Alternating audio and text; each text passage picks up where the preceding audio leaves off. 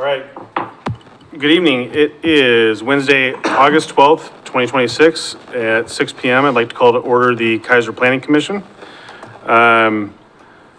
Before we get started, we have somebody here in the audience that we haven't seen at the dais, Mr. Walker. Welcome. We have yet in my time on the Planning Commission, almost 9 years, had the city engineer here. So I just want to say hello and welcome. Glad you're here. All right. Can I get a motion on the June 2026 minutes, please? I move that we approve the minutes as presented. My honor. I'll second the motion. We have a motion by Commissioner Grants and a second by Commissioner King to approve as presented. Is there any discussion on the minutes? Hearing none, all those in favor signify by saying aye. Aye. Any opposed, say nay. Motion passes unanimously, and we have one vacant position right now, correct? Yep. Mr. Chairman, Yes, please. list me as an abstention because I was late getting here. If you recall, I mentioned in the parking lot you just adjourned. Correct. So one abstention from Commissioner Scruggs.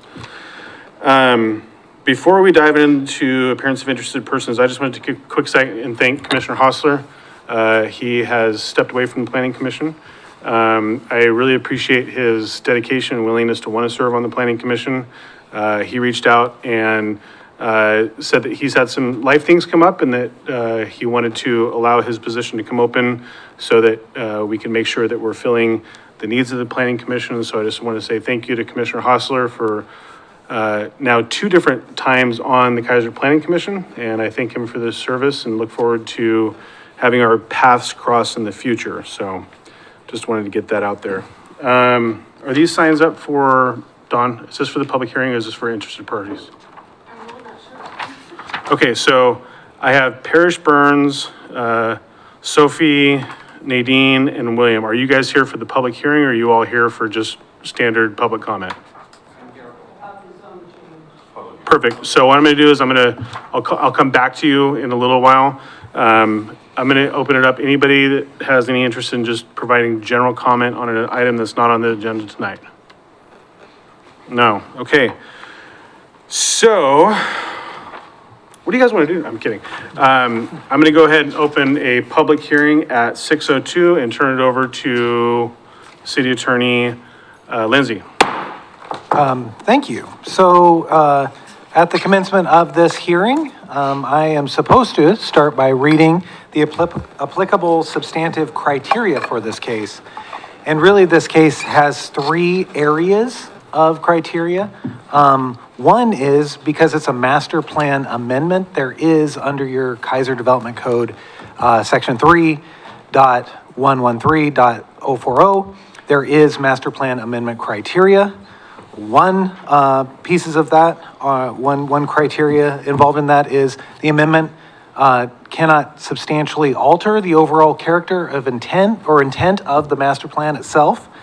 And parts or areas of that include intended uses, building size, master plan character, as well as the activity center overlay zone that's involved in that area. The second criteria under a master plan amendment is the amendment has to be consistent with the original approval criteria of the master plan that is now in effect there. So the purpose and the objectives identified in the Keizer Station design plan, it has to have consistency with those, and it shall meet the reference standards identified in the Keizer Station plan and with also the applicable zoning that is in the area. And then it also has to be consistent with development strategies, which are things like pedestrian access, safety and comfort, crime prevention and security, creating and protecting public spaces, human-scale building design, and requests for reallocation of retained square footage limits. So that's all part and parcel to being consistent with the plan that's now in place that it's amending. The third piece of criteria for this is any change in traffic generation has to be within previously approved limits of the plan, or a new TIA has to support the change. And so that'll be one of the criteria you're looking at. And finally, The last thing for the amendment criteria is the public facilities have to remain adequate to serve the development. So can't go amending if we don't have adequate public facilities. The second area is the conditional use permit. Mr. Lindsay, before you go on, TIA is traffic impact analysis, correct? Correct, yeah, thank you. I'll try not to use acronyms. So the conditional use permit shows up in Keizer Development Code, Section 3103.03. And that's, that criteria is the proposed use has to conform to standards of the zoning that it's in, that the use cannot unduly be detrimental to the properties in the vicinity. It has to be consistent with the comp plan. The site has to be physically suitable for the proposed use, and also, again, and this is repeating from the other criteria, adequate public facilities and services available for the proposed use. In particular, this area is also asking for the conditional use of automotive services requirements, which is also found in the code at Section 2-110-04C. And so there's additional criteria there, which is the screening and buffering to adjacent residential uses, mitigation of aesthetic impacts of on-site stacking and queuing for anything that's visible from the right-of-way or those adjacent properties. They have to employ access management and control standards as appropriate. And then, of course, the traffic impact analysis requirements under Keizer Development Code, Section 2-30104, also have to be adhered to in that. And finally, the third area that we have criteria for this particular case is the property line adjustment requirements and criteria, and that's under Keizer Development Code, Section 3-106-04. And there's 5 of them. So whatever you're adjusting can't result in more parcels being created than originally existed. The resulting parcels must meet all area and dimension standards of the code. You got to make sure when you do this that it does not locate lines in violation of setback and height provisions of the code relative to existing structures. So you can't make a line in a way that suddenly it's right next to a building so that the setback would be violated, as an example. And then it has to involve only lots and parcels that have been lawfully created. And then finally, the criteria, the last one in this is the adjustment doesn't prohibit properties from either being able to access public right-of-way or an access easement. So it can't lock them off. Those are the criteria. So testimony, arguments, and evidence that you hear today must actually be directed towards that criteria as described, or other relevant criteria if people think that it has to do with the plan or the land use that is being proposed. And the failure to raise an issue accompanied by statements or evidence sufficient to afford the city council, or in this case, the planning commission, and the parties, so the applicants, an opportunity to respond to the issue precludes appeal to the Land Use Board of Appeals based on that issue. For the applicant, the failure of the applicant to raise constitutional or other issues related to proposed conditions of approval with sufficient specificity to allow the local government or its designee to respond to the issue precludes an action for damages in circuit court. Now, for the council, or in this case, the commission, I keep reading the wrong word here, I have to ask you guys before we proceed whether or not any of the members of the commission have conflicts of interest. No. Okay, as we understand them, as you've been trained. Okay, so do any of you have such extreme bias that you can't participate today? No. Okay, and then finally, have any of you had ex parte contact? No. Okay, so having heard that, I assume all of you will participate in the deliberations and the vote. And then what I will say is, prior to the close of the hearing for participants, you'll need to state any objections to either biases, conflicts of interest, or ex parte contacts. You've heard that there haven't been any,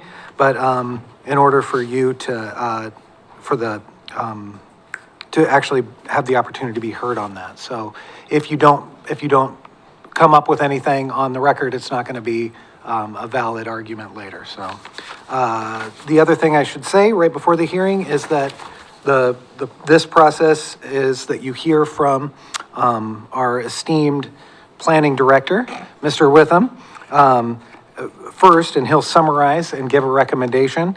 And that will be followed by the presentation of the case, the applicant's case, who has the burden in this case, has 20 minutes to start.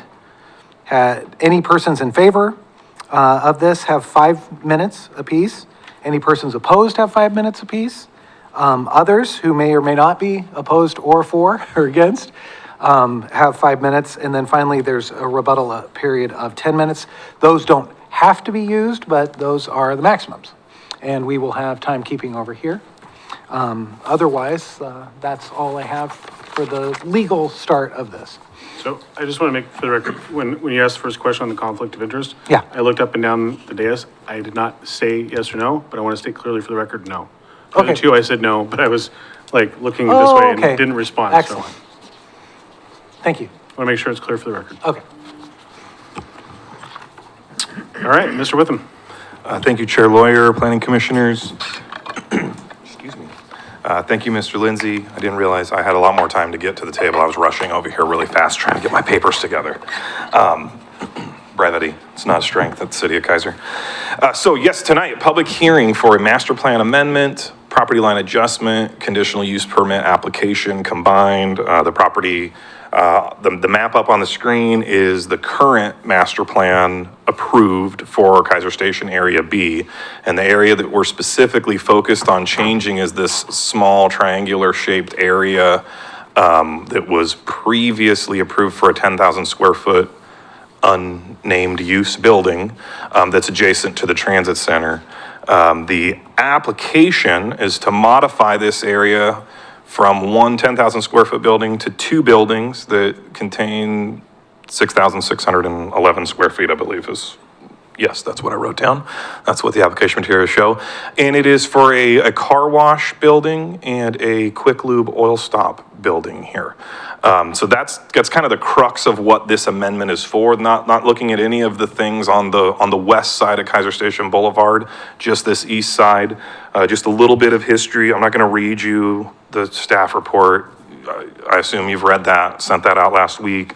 As you all know, December 2025, the code was changed. I think all of you were here when we went through that process. Previously, this area it had an exclusion on any kind of auto-oriented uses or drive-through windows or those kinds of things. A very narrow exception was made in the code to allow as a conditional use in the area on the east side of Keizer Station Boulevard. So this exact area was opened up to allow drive-through restaurants as well as automotive services, except repair, which is identified in the Standard Industrial Classifications Manual as number 754. That use category includes both car washes and the quick lube oil changes. So that's why the conditional use is requested. The property line adjustment is requested, and I'll go to this next. This kind of gives us a little bit closer view of what they're proposing here for the development site. The property line adjustment is it's really not a property line adjustment, it's really a consolidation. Currently, the tax map shows this triangular area contains 4 separate pieces of property. And I think, honestly, I've been around long enough, I know part of it was because part of it there was an old house, if anybody's been around for a really long time, there was an old house that sat up there that was kind of long and skinny, right smack dab in the middle of the property, and it went on the other side of what Keizer Station Boulevard now is. And so there was a couple little pieces, and ultimately when the rest of Keizer Station was developed, it created these kind of remnant pieces, and so there's 4 of them. So in order to develop, it really just needs to be one piece of property, otherwise you get into all kinds of weird things for building code provisions and buildings going over property lines and doing weird cross easements. So that's a pretty straightforward deal. The master plan amendment itself is needed because we're going from 1 building to 2 buildings. And so that's really the reason an amendment is needed. One of the things that's kind of going to give you a little bit of like a Cliff Notes highlight version If you remember, we actually scheduled this hearing for July 1st, and then we pulled the hearing and said, nah, never mind, just kidding. There was some engineering things that came up. The applicant had requested that we put the application on hold while they worked through some things on their side of the application, some things with grades, some things with access. A couple of the highlight things that I want to point out is with the original master plan, you kind of show there was a right-in that was shown here and this little decel lane that ran down towards the tracks. In the new development proposal, there is no decel lane, and we've got basically a direct access going in where the decel lane entrance would have been located. That was one of the things that when the application came in, I personally had some concerns and some questions about it. Interestingly, I do want to point out the original order doesn't actually specify by condition that that decel lane was required. While it did specify it on the west side of Keizer Station Boulevard, it was sort of just mute on the east side. Probably has to do with the fact that nobody really knew what was going to happen there when the master plan was being amended back in 2017. The focus was for the movie theater that never got built. So, but that is something that was a change. I personally had some concerns. I was like, oh, what if stacking changes because we don't want people stacking back over the train tracks, and that seems dangerous, and yada, yada, yada. And I will say, I'm not a traffic engineer. And the traffic engineers did point out some things, both on the applicant's team as well as my traffic engineer that serves the city. And one of the things to point out is that essentially, and this is like a poor man's reasoning, my concern kind of went away after it was explained to me that, well, yes, right now you would enter into a decel lane and then go into a driveway into a lot. In this case, we're proposing to turn you straight into our lot and stack that decel lane on site, basically. And I was like, oh, so actually where the traffic is getting out of the lane of travel that goes west into town, it's at the same point. So if your decel lane was backed up, you'd back up the same as, if there was no decel lane. So that was helpful for me. May not be helpful for you as a piece of understanding there. But I want to point that out because that was something that is a change, not just the building, but that change of how that access was intended to come into that site originally. Ultimately, it has been reviewed by our city engineer, our transportation engineer, and they are supportive of the design that is proposed by the applicant. They feel that it is able to be mitigated appropriately with what they're proposing to do with the development on the site and the grading with the driveway and all of those things. So that I wanted to point out. One of the other pieces, because of this specific thing, when we came back and rescheduled the public hearing for tonight, we did receive an updated traffic impact analysis letter and a queuing analysis, taking into consideration the different considerations they've taken with the site and where they put things and whatnot. And so that was that's in the packet. It's got a July 20th date. I think I named it July 21st because that's really when I got it and it got sent out. But I think that's when we got the stamped version of it. So I think the cover letter was July 20th, but the stamps from the engineers came the next day. So they did provide, the applicant did provide some additional information there. I'm not even going to pretend to try to explain that. I'm going to let them do that because I'm not a traffic engineer. But they provided that additional information. And when our staff recommendation went out, there had been a couple comments received. One was from Chariots, from Salem Area Mass Transit, and one was from PGE, the power service provider. And PGE's comments were essentially development requirements. They were kind of just informational. However, Salem Area Mass Transit expressed concerns regarding the traffic and the transportation. Now, to be fair, that letter was written with the initial application materials, and I don't believe they had the additional information when that letter was submitted to us. So I know the city's traffic engineer has kind of looked at those things, and they feel that what's been submitted is supportable in relation to our review criteria.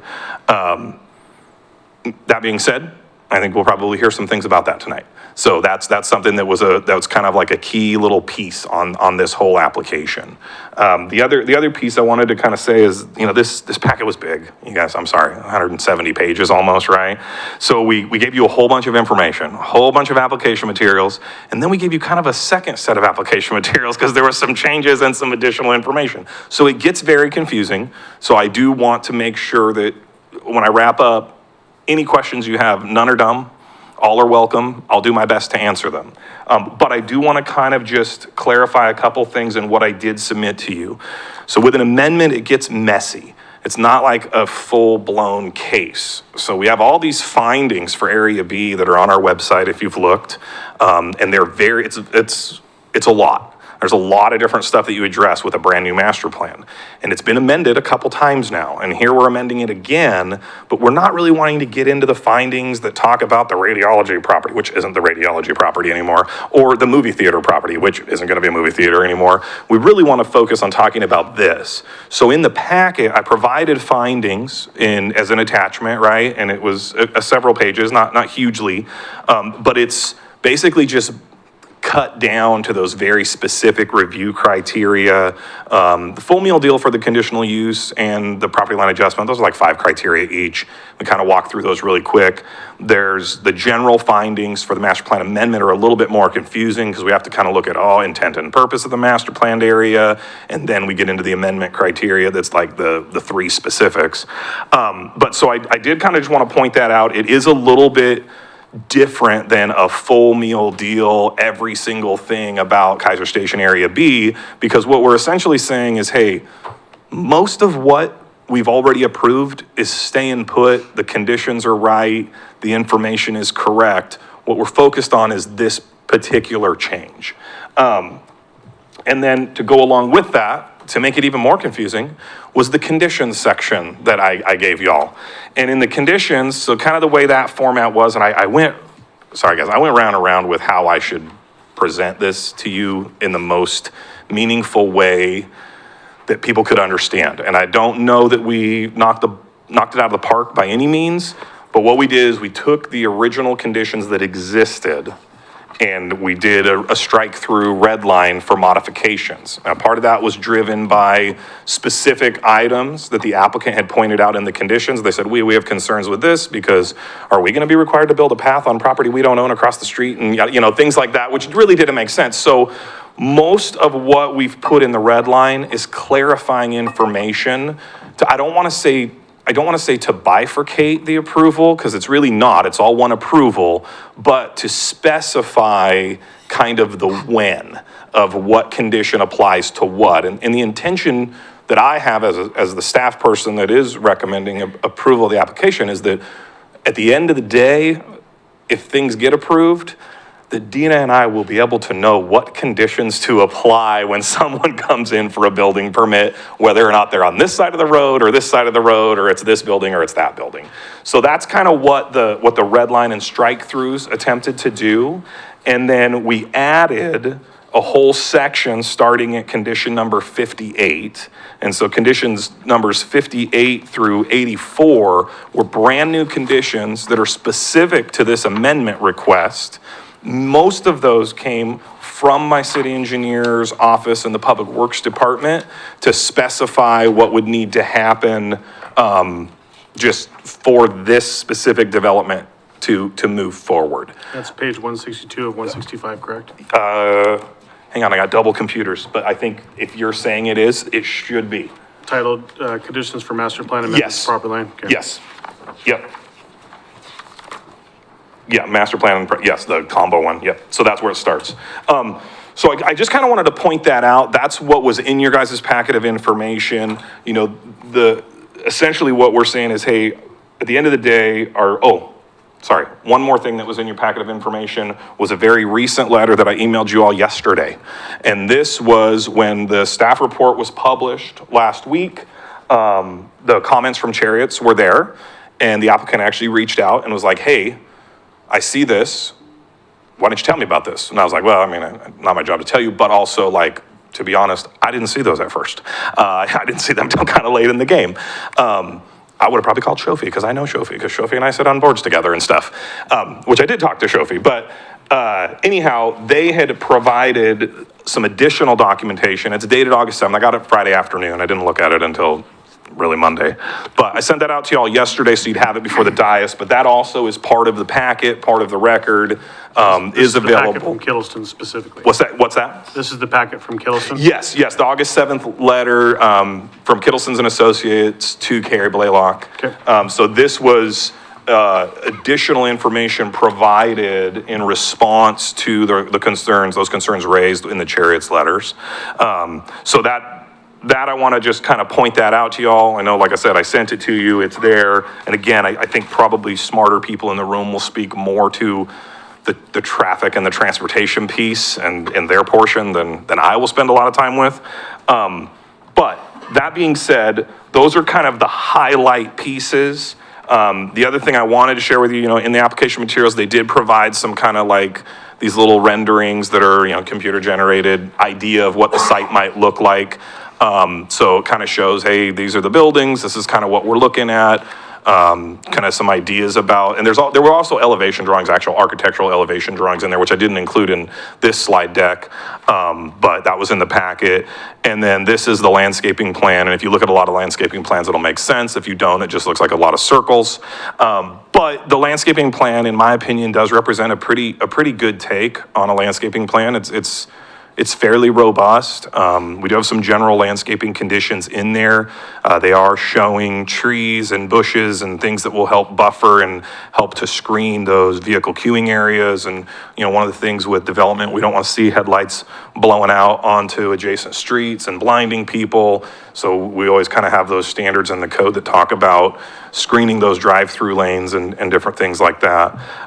So at the end of the day, staff, we've looked at the application materials, we've provided findings to the relevant review criteria, provided a whole mess of conditions that we feel assure that the development can move forward and be in compliance with the development code and the existing master plan goals. And so we are recommending that the Planning Commission would recommend approval to the city council with conditions. So that's kind of where we're at. And with that, man, that was longer than I wanted it to be. Sorry, guys, I'm not good at being short. With that, I'm happy to try to answer any questions y'all might have. Commissioners? Yes, if I may. Yeah, Commissioner Sparks. Shane, Yes. this is on, correct? Is this the same area that we discussed in January with that amendment?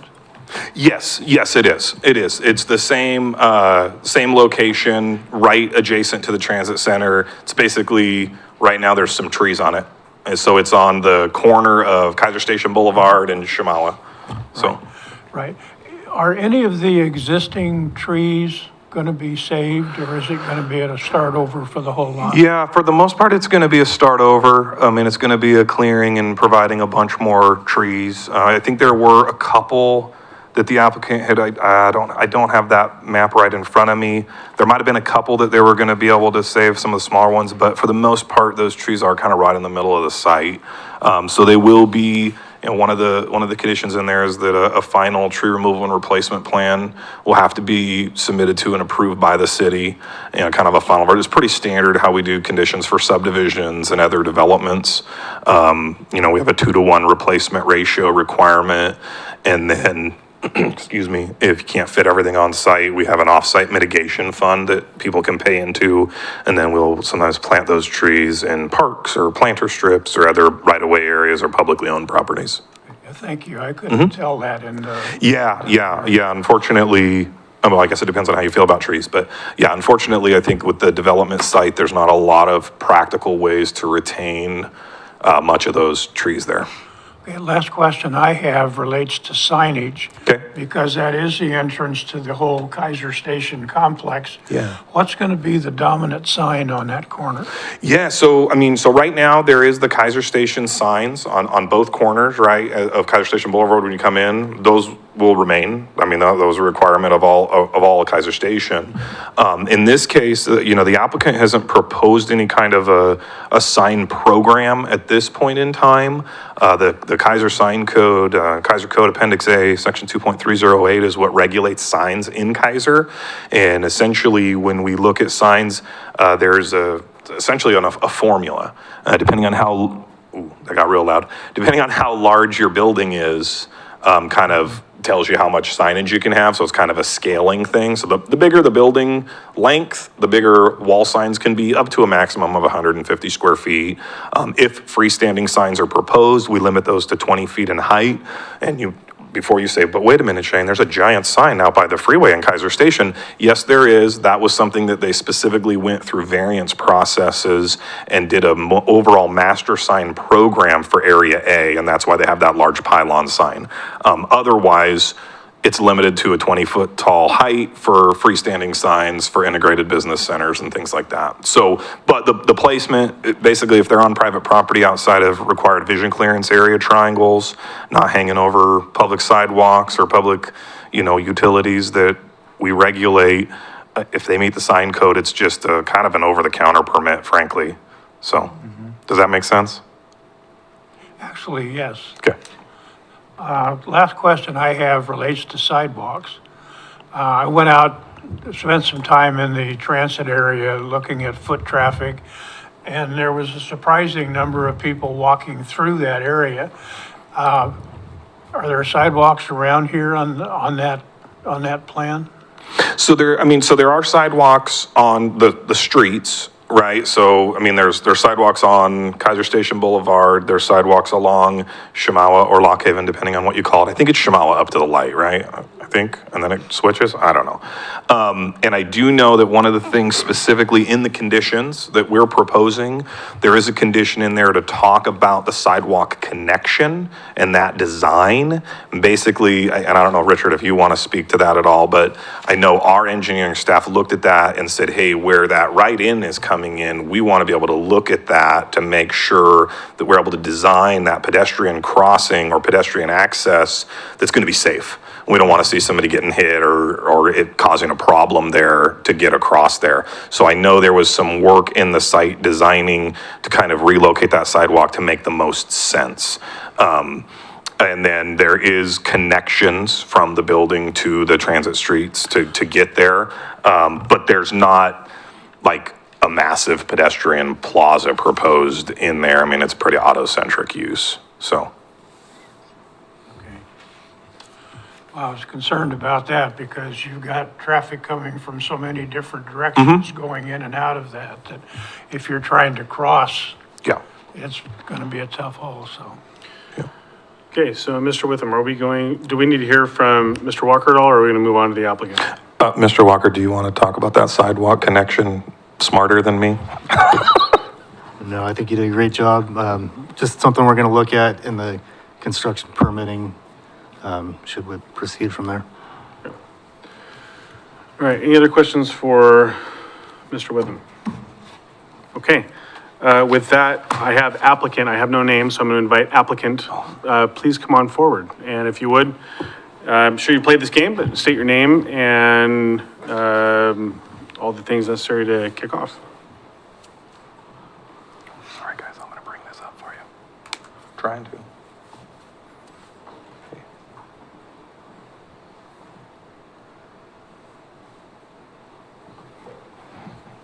Good job, Shane.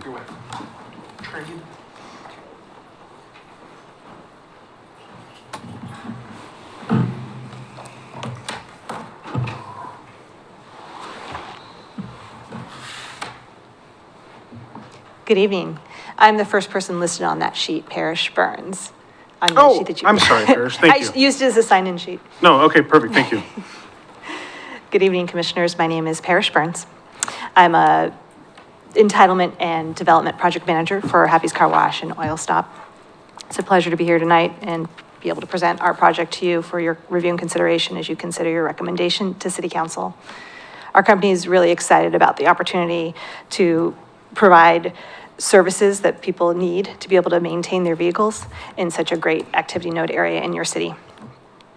Our presentation tonight, I just want to highlight two core things. Number one, just a little bit about our company and how we approach being in communities and providing great customer service and being a good neighbor in the community. And then also highlight the approval criteria, which Joseph did, but are how we believe we meet each of the approval criteria for the land use applications before you.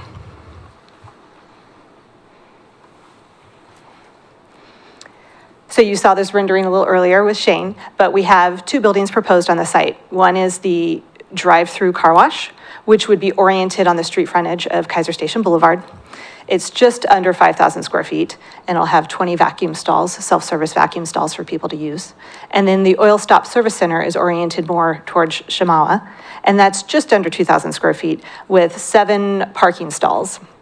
I will say that both of these buildings and the services we provide are drive-through operations. So customers remain in their vehicles while the services are done. Right? They remain in their vehicles, the car goes through the car wash tunnel, and they remain in their vehicle for oil change services as well. Project location, it's on the corner of the entrance to Keizer Station. So we have Shamawa and Keizer Station Boulevard. It is zoned commercial mixed use. The adjacent property of the transit station also has the same zoning. The property that's undeveloped on the west side of Keizer Station Boulevard also has that zoning. And the sites to the south across the street are also a different, there are no residential uses. They're all some version of retail, commercial, mixed use uses. Site's approximately 1.4 acres in size. So before launching into how we believe we meet all the approval criteria, I just wanted to highlight a little bit about our company as we're trying to come into your community and be good neighbors.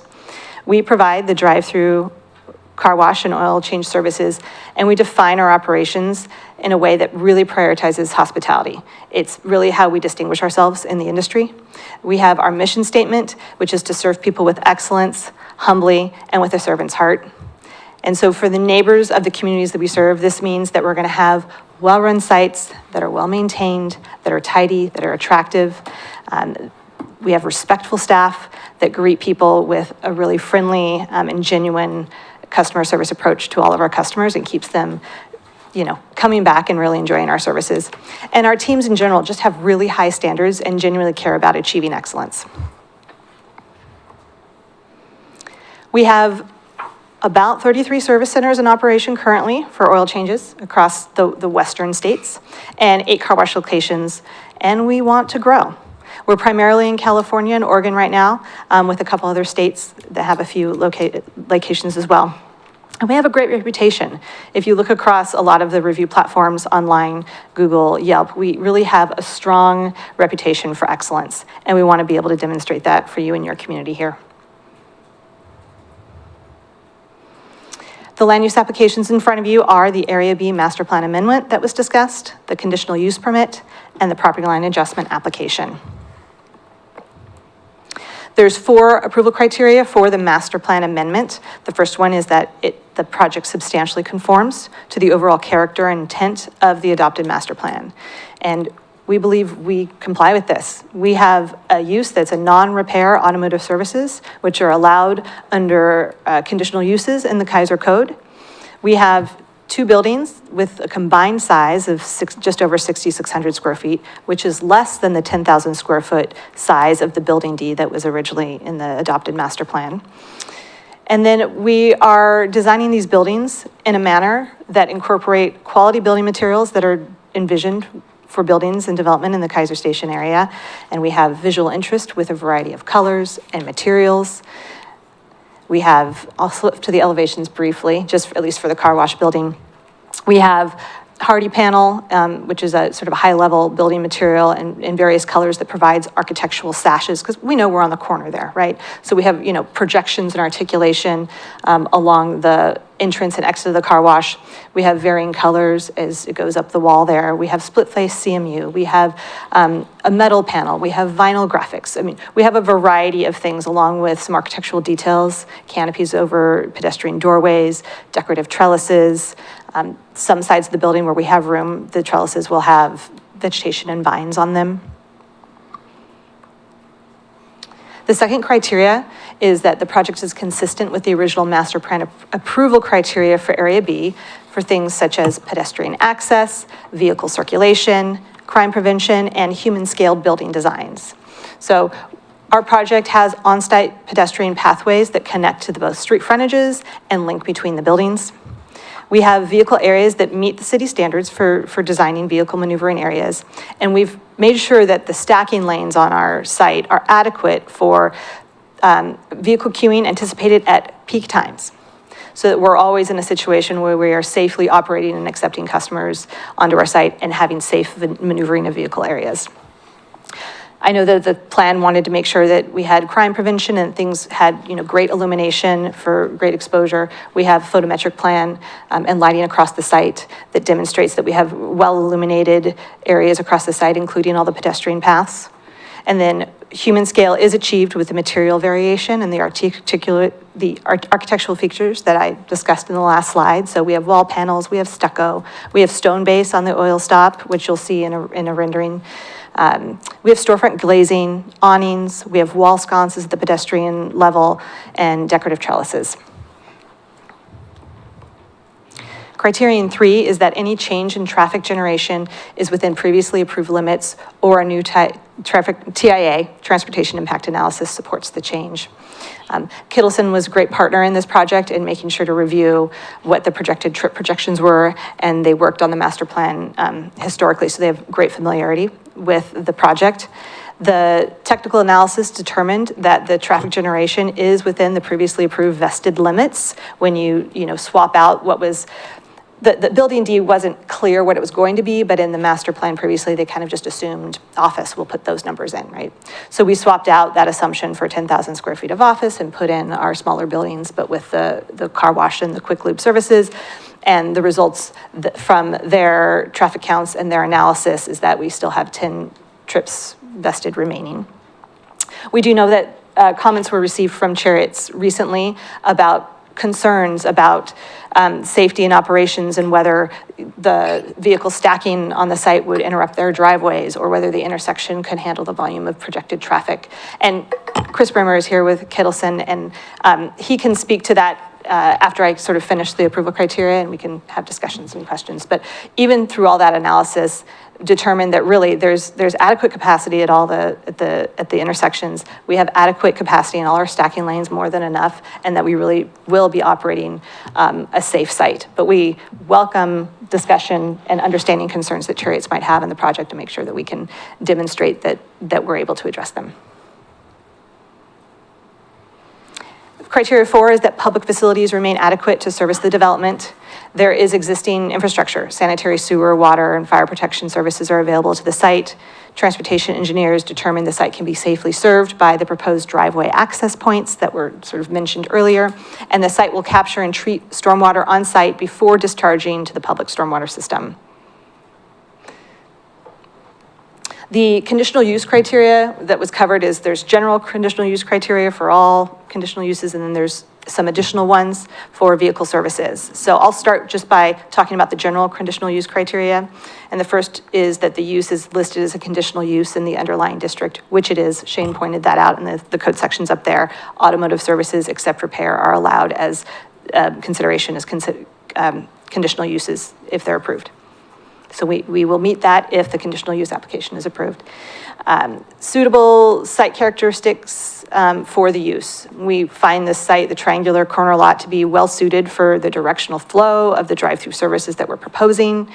We have adequate size to comply with the development standards. The setback, we're not asking for any adjustments to setback or height or building coverage. We provide more than what the minimum landscaping requirement is. We're able to comply with the development standards and really have a nice aesthetic on the site. Criterion C is that the adequacy of transportation systems, public facilities, and services existing or planned for the area are adequate. So the availability of existing utility infrastructure and the capacity for the anticipated vehicle trips is well documented in all our technical memos for this application. So we're happy to discuss those further after the presentation if you have any questions on that. Criteria D is that the use will not alter the character of the surrounding area in a manner that limits or impairs or precludes the use of surrounding properties for the primary uses listed in the underlying district. And criteria E is that it satisfies the applicable goals and policies of the comprehensive plan which apply to the proposed use. We believe that we meet both of these criteria. We're offering beneficial services delivered with superb hospitality, and it's in line with Keizer Station Area B's, envision as an activity center and commercial services node. We have design aesthetics that adopt the master plan requirements and meet all the conditions for materials and finishes and articulation. And our team believes that this project will add to the economic vitality of the master plan area. The automotive services specific criterion for the conditional use, screening and buffering, which Shane mentioned before. We don't have adjacent residential uses, so we're not demonstrating a minimum buffer need for that. But the perimeter landscaping, Shane discussed our landscape plan. I've highlighted in green on the slide there, basically where our stacking lane is for the car wash. And then the oil stop stacking lane is actually also right behind it. So the landscaping for the car wash actually also buffers the oil stop, the way people come in. And we have, trees and shrubs continuously along that perimeter to help screen vehicles as required. Access management and conflict reduction. Larry, or Commissioner Scruggs, excuse me. You had a question about the pedestrian pathways and connections. And so on this slide here, I've actually highlighted in blue where the pedestrian connections on site link to the exterior, right up to the transit station and over to the Chamois frontage, and then also the pedestrian connection that we're going to be providing in the right-of-way across the driveway, the right-in only. It loops through the site and goes and connects the buildings as well, but you can see that we have provided quite a few connections. In addition to also linking to the transit station, there's actually two, one close to the corner and then one directly over where the other pedestrian path is for the transit center. Those will be stamped concrete to differentiate as required by the code of the conditions. And then compliance with requirements and standards, including the traffic impact analysis. So this is sort of a continuing criteria across many elements of this application. We've spoken to the fact that we have technical reports that we can discuss and that we have adequate queuing. And then the property line adjustment is the final application. Shane already discussed that there's 4 lots there. There's fairly simple application criteria because we are consolidated the lots and basically eliminating the interior lines. It doesn't create more parcels. It just reduces from 4 to 1. The lot consolidation complies with all dimensional code standards for lot sizes and width, and there's actually very few requirements here. And then the criteria C, the lot consolidation allows structures and improvements to comply with height and setback, which I discussed earlier. We're in compliance with all of those standards. We're not asking for adjustments or waivers to those. Criterion D is that the consolidation involves lawfully created parcels, which our title report demonstrates. And then criterion E is that the adjustment of the lot lines don't prohibit accessing the public right-of-way. This site maintains access both through the easement on the transit station property that exists already, and then also the right-in only from Chamois. That finishes my brief review of the criterion for all, how we meet all the criteria for the land use applications. We look forward to hopefully being part of the community and serving your neighborhood. What questions can I answer? Oh, yes, sorry, and Chris Brimmer would like to add.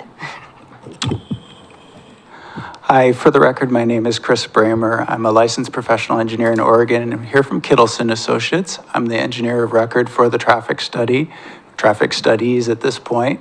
Want to begin just by thanking staff. You heard a little in their introductory remarks about some of the back and forth, working together, trying to find a solution. I think we've got a really good site plan at this point. Richard and his team had good feedback for us, and I think we're all better for it. The piece I want to spend the last few minutes addressing is the Chariot's comments. We became aware of them last week as the staff report was coming out, and so you've now seen a memo that we finished last Friday. It sounds like it just got to you in the last 48 hours, so I want to just take a few minutes and explain what's there. I want to start by acknowledging the Chariot's comments. They raised important points. I commute myself by transit through a transit server every morning. And so I recognize what they're bringing. And really the key issue they're highlighting, and as I understand it, is that their site has the potential to increase to the full capacity that it was originally designed for. And so they have a number of trips that could be higher in the future than what it is today. So what we've done in the memo that you now have from August 7th is that goes ahead and takes the next level of analysis. And what we've done is look at the future year 2031, which is when Chariot said that their facility could be fully built out with 165 trips going in and out in the PM peak hour. So we've taken our current traffic counts out there today at the signal serving the transit center. We've added the additional transit trips that to their full capacity, all their trips, 165 of them in the year 2031. We've then added the Area B trips across the street. If you remember the aerial, there's undeveloped additional part of Keizer Station to the west. So we've added all those trips on top. Then we've added our trips plus regional growth on top. And essentially what we've done is now put forward an analysis of what does the future year 2031 look like with the trips associated with this site, plus that full build out of the transit center. What the analysis shows is that that traffic signal still works well within the city's standards. It's operating a little less than half of its capacity. And the lines of vehicles queued waiting to leave the transit center or shared access with this project can easily accommodate the queues that are there. We did this additional analysis because we want to make sure this works for everyone. It's important, obviously, to the community that's invested in the transit center. It's important to me as a professional that we're answering all the questions and making sure that we push this to the full limit of the analysis. The last thing anybody wants is for this to not work for the transit center or for the applicant and the investment they're making. So there's a lot of detail there and there's not a lot of time here. If you have questions, I'm happy to go through them. But what I want you and Chariots to understand is this is a little bit of last minute information, but take their comments. We take their comments very seriously. We believe the additional level of analysis gives the community, the staff, this body, the additional level of traffic analysis that was requested and demonstrates that that system will work for everyone in the future. So I'm going to conclude there and not bore you with traffic details, but if you have questions or if you want more detail, I'm absolutely happy to walk you or others through this. And I'll turn it back to Parrish.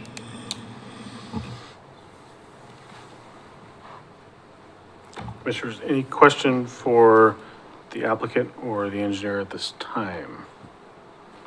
Okay. Commissioner Grants, please. Good evening. Thank you for your presentation. Very robust amount of information. You guys have obviously spent a lot of time on the application and the materials, and appreciate your guys' presence here tonight. Ms. Burns, I do have a question about the car wash. It appears that, I think that would be the southwesterly face of that building. Is that a storefront? Let me, Sorry, southeasterly. southeasterly. So you're talking about the, well, we have east-facing elevation, That the bottom one? That would be facing the oil stop. Correct. Is that a storefront? No, with the east-facing elevation that's shown at the bottom of the screen there, Yeah. that faces the oil stop, that is not a storefront. Okay. Well, what do you mean by, that is the area of the side of the building. The entrance is the window that you see on the right side of the screen, which very few customers use because they stay in their vehicle. So Yeah. it's really just operational, the manager's there, and if someone has an issue or whatnot. Okay.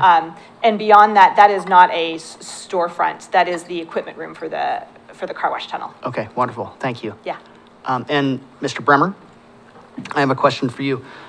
So can you tell me about the trip debiting process and how do you come up with those? How do you do your magic, if you will? Sure. So you can almost think of this as a checking account or a bank account. Basically, when the traffic study was done back in 2010, we estimated how many trips would go in and out of each of the uses of the overall master plan. So there's retail, there's different services, and each parcel was broken down into individual land uses. A component of that was the Chariots facility. At the time their traffic study was put together, they had an estimate of how many people would be commuting by park and ride personal vehicles, as well as bus and other services at the site.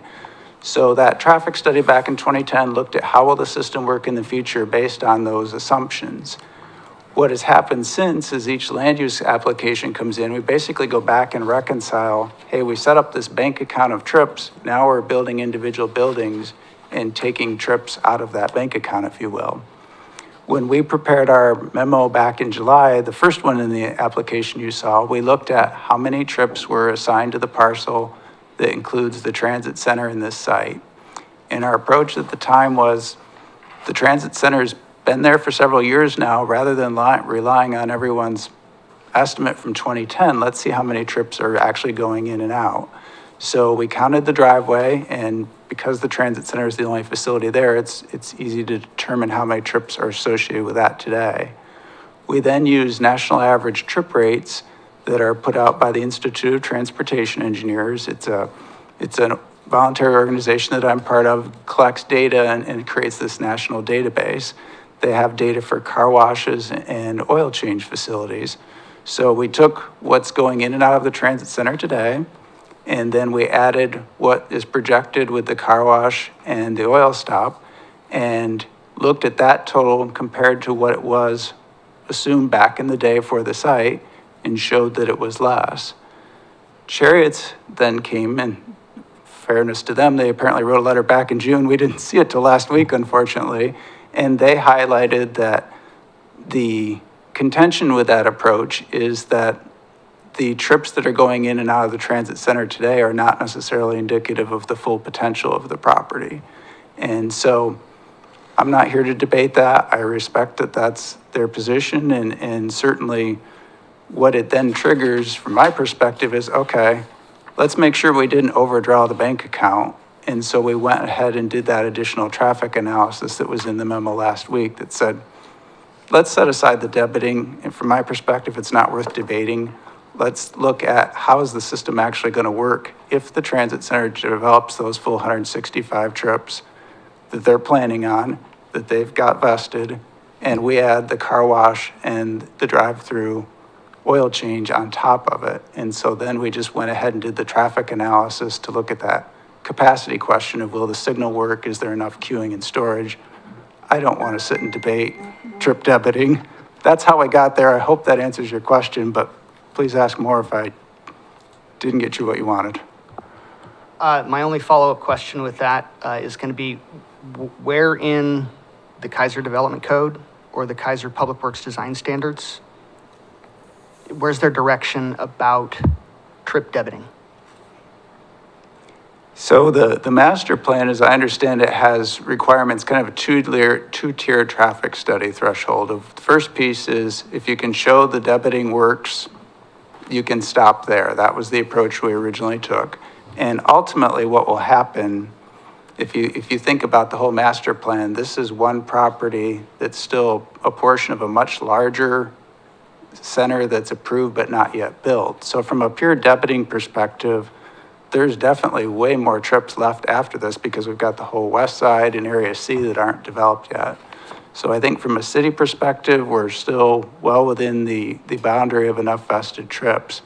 But the trigger from, as I understand it from the master plan, is if you get to the end of the master plan and the level of development that's happened is now above and beyond what was envisioned back in 2010, a whole new traffic study would be required for whatever that last person or persons in line is. So what we're doing is trying to provide everybody the assurance that from a debiting perspective, there's still plenty of trips for the overall site. But in light of the comments that have been made and the real concerns raised of making sure that that signal and access works for the transit center, we went to that next tier of looking at what's the actual operations of the signal with the additional trips. Mr. Witham? Oh, I was Excuse me, thank you, Chair Lawyer. I would say, the other thing just to offer is that I don't believe, Commissioner Granz, that the development code or the design standards spell out the methodology of either of those.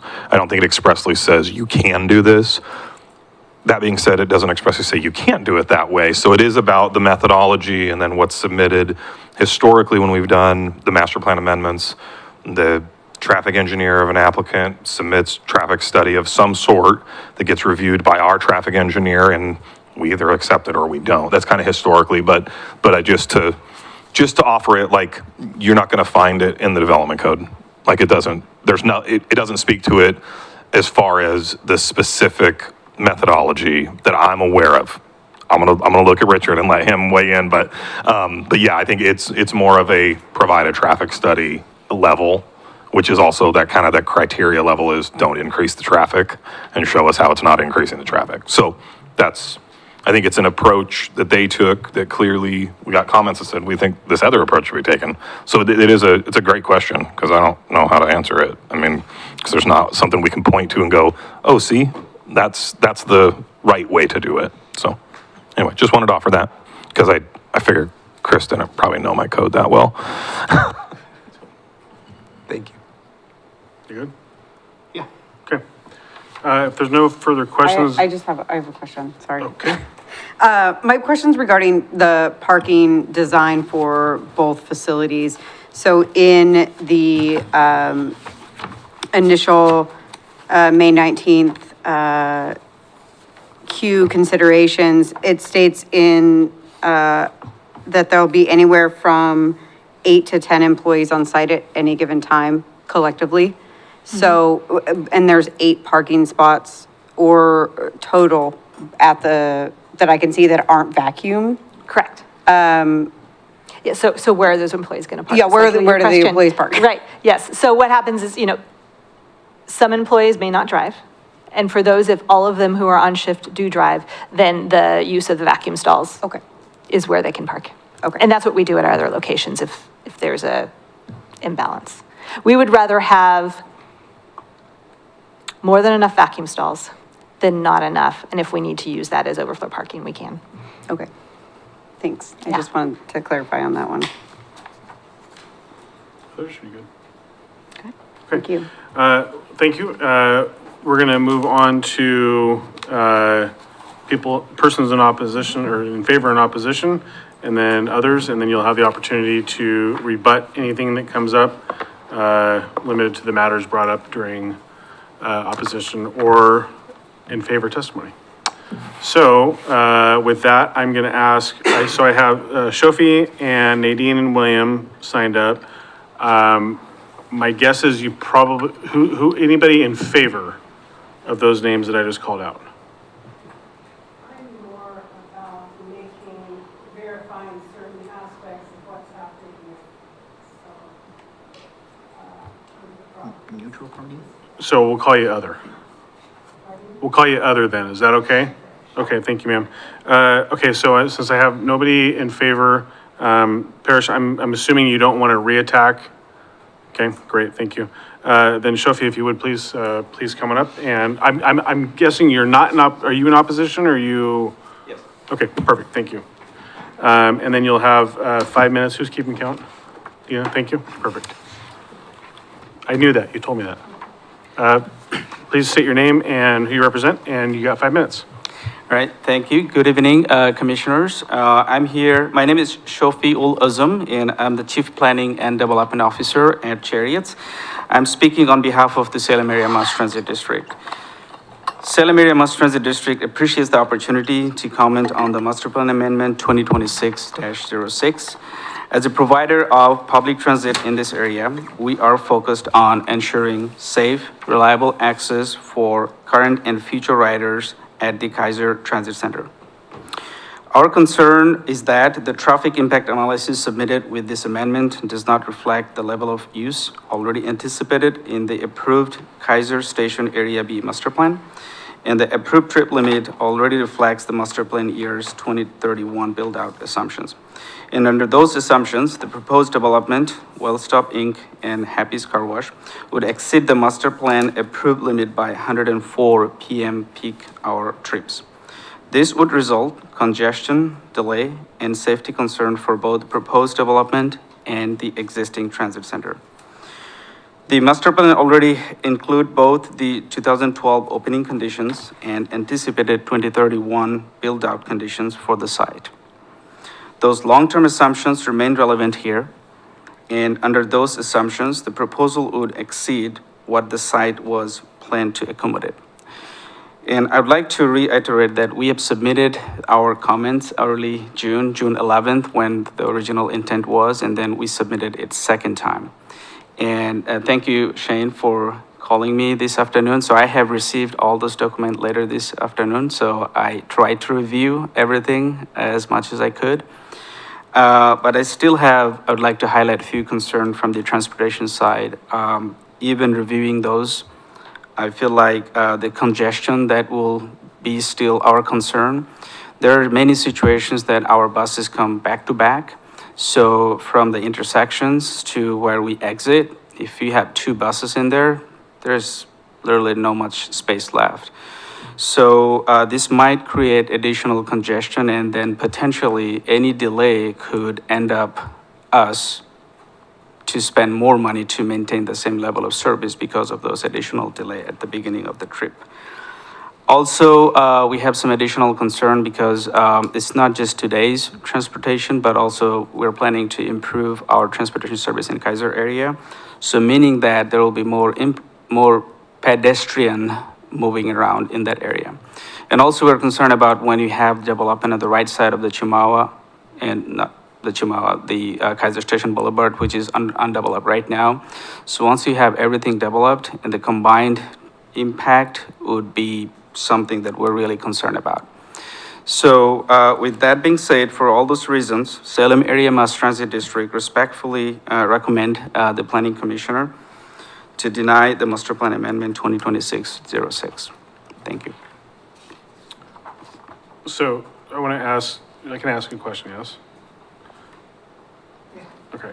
So you did state, I want to clarify, you said you received Kittleson's secondary report this afternoon. This afternoon, yeah. But there you also state that your statement is not necessarily fully reflective of being able to fully evaluate that, is correct? That is correct. So the original intent in the master plan for this particular parcel was 25, but this development will generate 129, which is still 104 more trips than the original intent.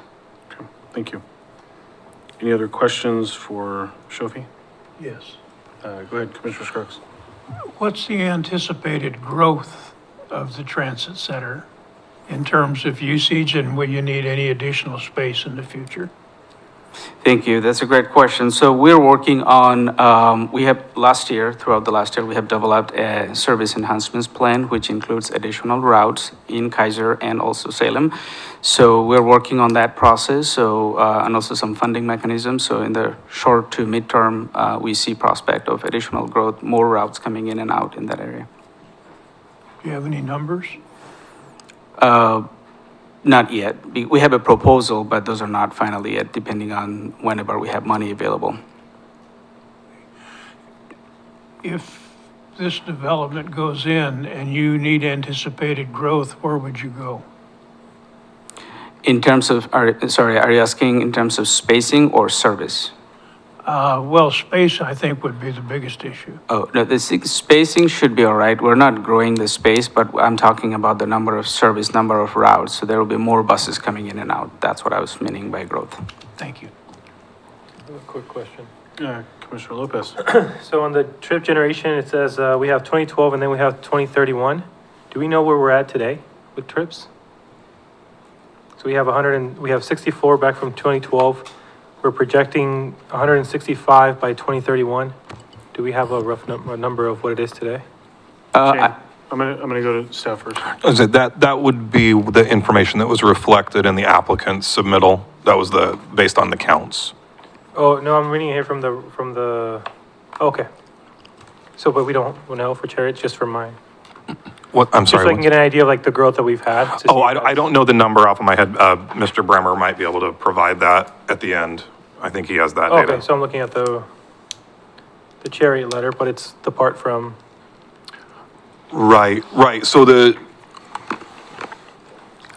common guy to common guy talking transportation. I got you. So yes, the Chariots letter that they're putting in there is talking about in the 2009, 2010 really study that was done, that was what the chart and the trip allocation was. Got it. And so that's, if that makes sense. Yeah, that makes sense. I was just hoping to get an idea of where growth is at. Commissioner Grants. Commissioner Lopez, you can find that Should be in in the packet. the trip debiting section, Table 4, Area B, East Side Trip Debiting Page on 68. page 68 of the packet. Today, if I'm reading it correctly, the total PM peak hour trips generated by the transit center is 51.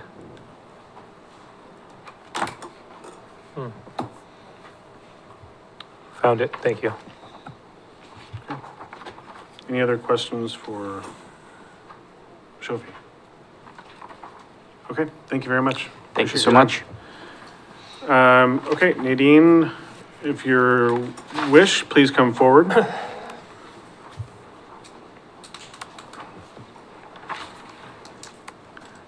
And before you get started, I think what I heard you say is you have questions. Yes. And I can tell you that I don't know that we're going to be in a position to ask those questions or answer those questions. I'm sure we will be. First off, I want to say thank you for letting us come in. Thank you for letting us come in and ask these questions. And Before you get started, please make sure you state your name for the record Oh. and city of residence, please. my name is Nadine Stoltz, and I live in Keizer on Dennis Ray, which is right behind part of Area B. And that is what my question is concerning, is this change to let this company come in and have a drive-through is not going to, I'm asking if it's going to affect or change Area B, which is on the west side on Lock Haven and McLeod. Does this change here affect that side of the street?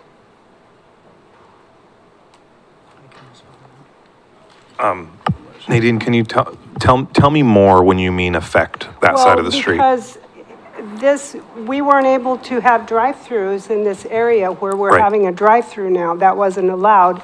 And we just changed that, went in and did a change to the area to allow them to have these drive-throughs. Yes. And I want to make sure that that isn't something that's going to be able to happen across the street on the western side. The drive-through piece? Right. It cannot happen on that west side. Now, that process, that text amendment process that you're talking about, and we came to planning commission and to council, and then there was the neighborhood meeting that got called about it, right? I Right. think we were all out there Yes. together. So the result of that, when it went back to council, the determination had been made that, hey, east side of Keizer Station, so this small triangular area over here by the transit, we're not as concerned about that because that's not right up against the neighbors' houses, right? And I mean, really, the people at the meeting all kind of were, everybody was sort of like, yeah, we all agree that that's okay. So those decisions were made by your city council. That's where they landed. That's where the code got amended back in, I think it was December of 2025 when it was adopted. Right. So the only way something like a drive-through or one of these types of uses could happen over on your side, they'd have to go through that process again. Okay. So this amendment that they're proposing, it's still showing a 24,000 square foot movie theater over there right now. We're not changing anything. Nobody's proposing any changes at this time. They're just simply focused on that small triangle on the east side. Well, I just wanted to verify and make sure that we were saying that this isn't affecting. It's a great question. No, it's a great question. That's why I wanted clarity on like, what do you mean by affecting? You know, because I mean, I don't know what. Well, we don't want yeah. drive-throughs Right. and things in behind Yeah, our the homes. only way something like that could happen, they would have to go through that whole process that went through and failed, basically, right? I mean, the city council made a decision. I mean, if a new process went through, I would encourage you to get involved Right. And again. I know they did come to us and talk to us about, is it okay if we have that Raising Cane across the street. That's what the original was, and we had all said we were okay with Right. that. But, okay, so it's not affecting no. our west side, and that's all I wanted to make sure, and thank perfect. you very much. Thank you, Nadine. William, did you have anything to add on that, sir?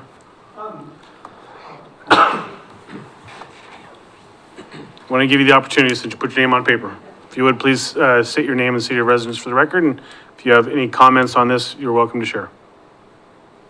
I put my name on a piece of paper just in case that I was given the opportunity and thought that it was necessary. So yes, I did do that before I Okay. came in. Yeah. Did you want to offer comments, or? It's more, I guess more of a philosophical, like a So little, before you get started, state your name My and city name's of residence for the record, please. Sorry. William R. Stoltz.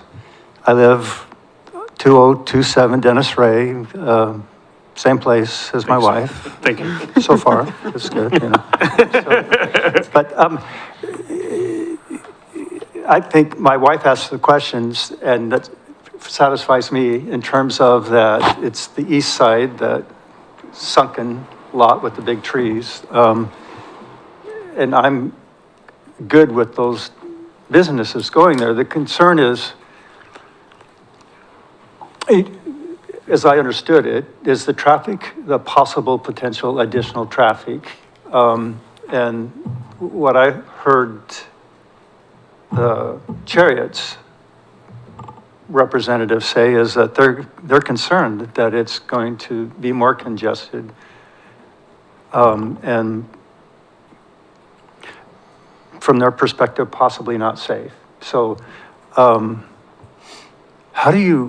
the question is, how do you, once the businesses are there, what do you do for adjustment? I mean, assuming there's a missed estimate or whatever, and then something is created that's a little more difficult. How do you adjust to something like that once it's in place? That's just a philosophical question. So so where'd that go? Yeah.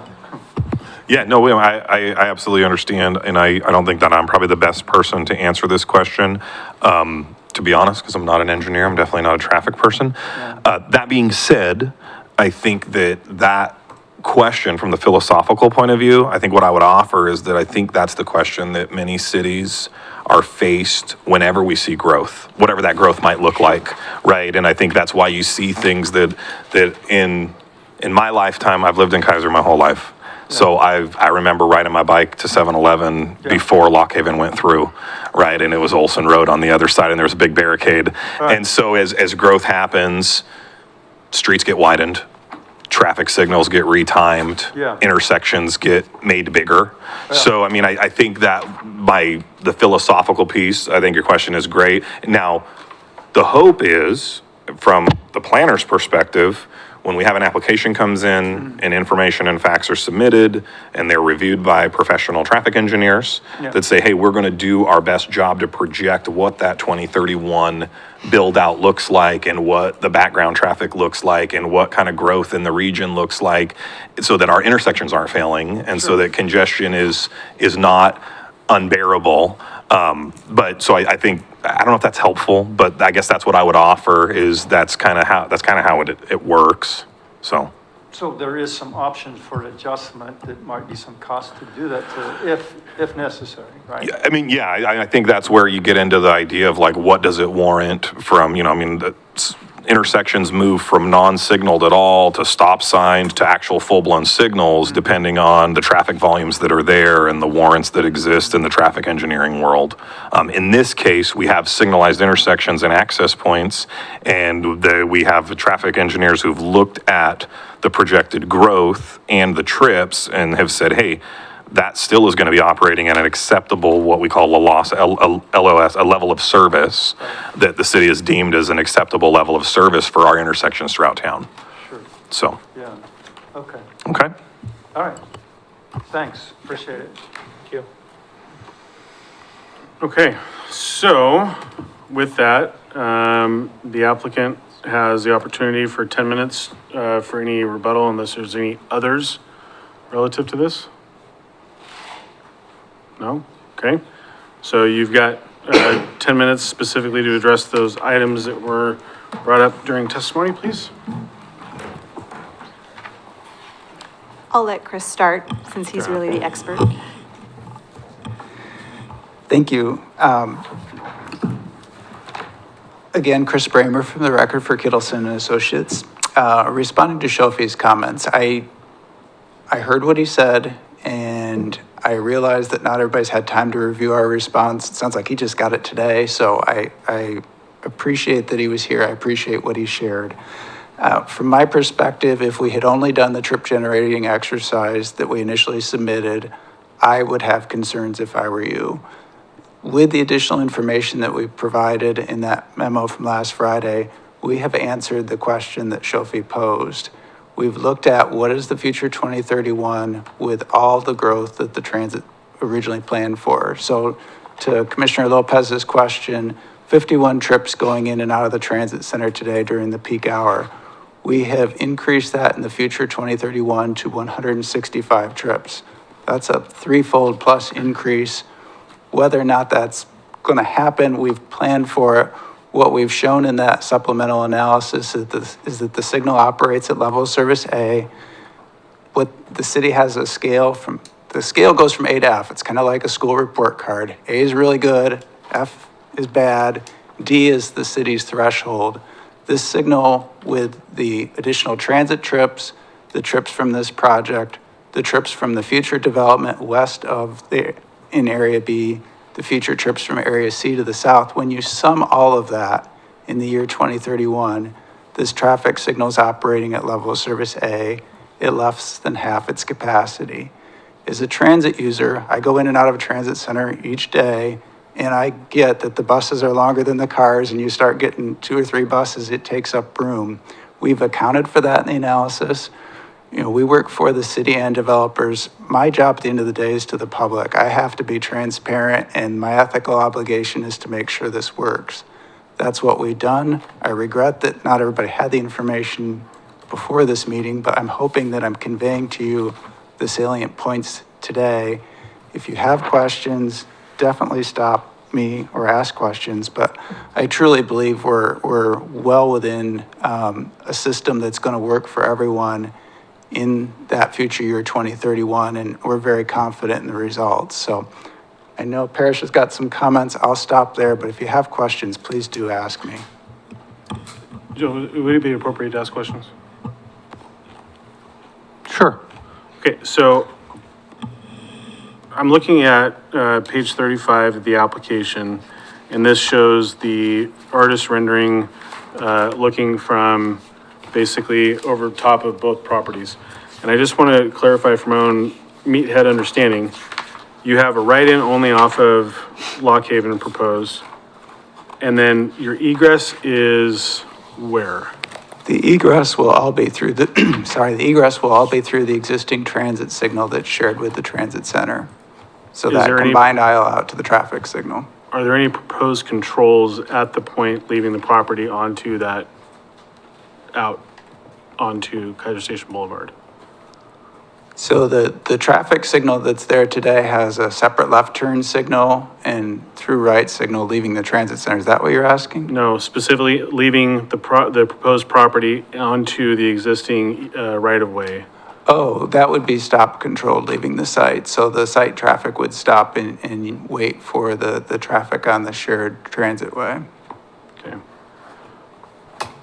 And how do we getting your mitigate? question, or am I still? And I know it's a behavior issue, so I know you actually can't answer this question, but what will happen, I guarantee it, because it happens every day at 7-Eleven, is people decide they don't want to wait for the light, and so they will shoot through there and bypass to get over to Keizer Station Boulevard and get through that area. So how do you avoid people, what kind of things are you going to put in control? Are you going to put like speed humps across the area? Is that appropriate to stop people from just trying to bypass that signal altogether?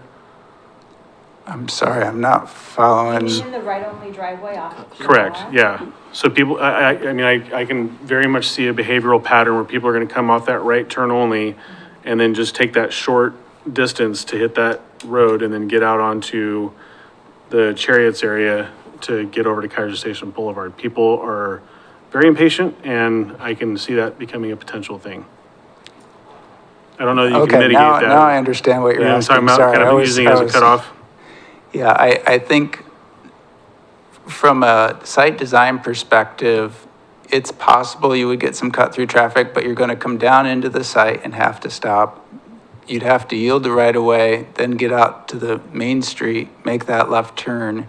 I don't think it's going to be super conducive, but I also think if that did become an issue, that Happy's, as the private property owner, could go back and install a speed bump or something to regulate that, because they're not going to want everybody cutting through their site just as a bypass to miss the signal. Okay. Good question, thank you. I'm sorry it took me a minute to No, track where you were I going. did a poor job articulating. I assume that you just know what's happening at 7-Eleven every day. So that's my fault. I'm not wrong, right?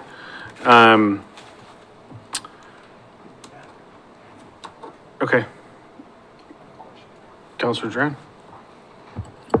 So with you of doing all the numbers on this, and you said the traffic count right now is 51 total. Could you tell me, since the transit mall was installed, built, what is the percentage of their projections for right now? Have they met or exceeded their projections for this time? From my understanding, they haven't. So can you tell me, are they at 50%? Are they at 80% of their projections for I'm going to defer to current? Parrish. I believe she's looked into this a little. Okay. There were, in preliminary looking at it, the current counts that were done by Kittleson this spring are 31% of what the maximum trips would be in 6 years. So that's less than what I expected. And it's less than what the projected opening year was. 20% below what the opening year was 14 years ago. So there's absolutely understand the concern of wanting to make sure that definitely. the transit center, can expand. There's just I think a valid exploration of, we looked into sort of their recent fiscal year 2027, they have no expansion plan. There's no funding for it. They are going through the process of considering what their future looks like, and doing public outreach and all those things. But to expect that it's going to grow, 70% in the next 6 years when they don't actually have a plan to put anything in place to even expand even close to that,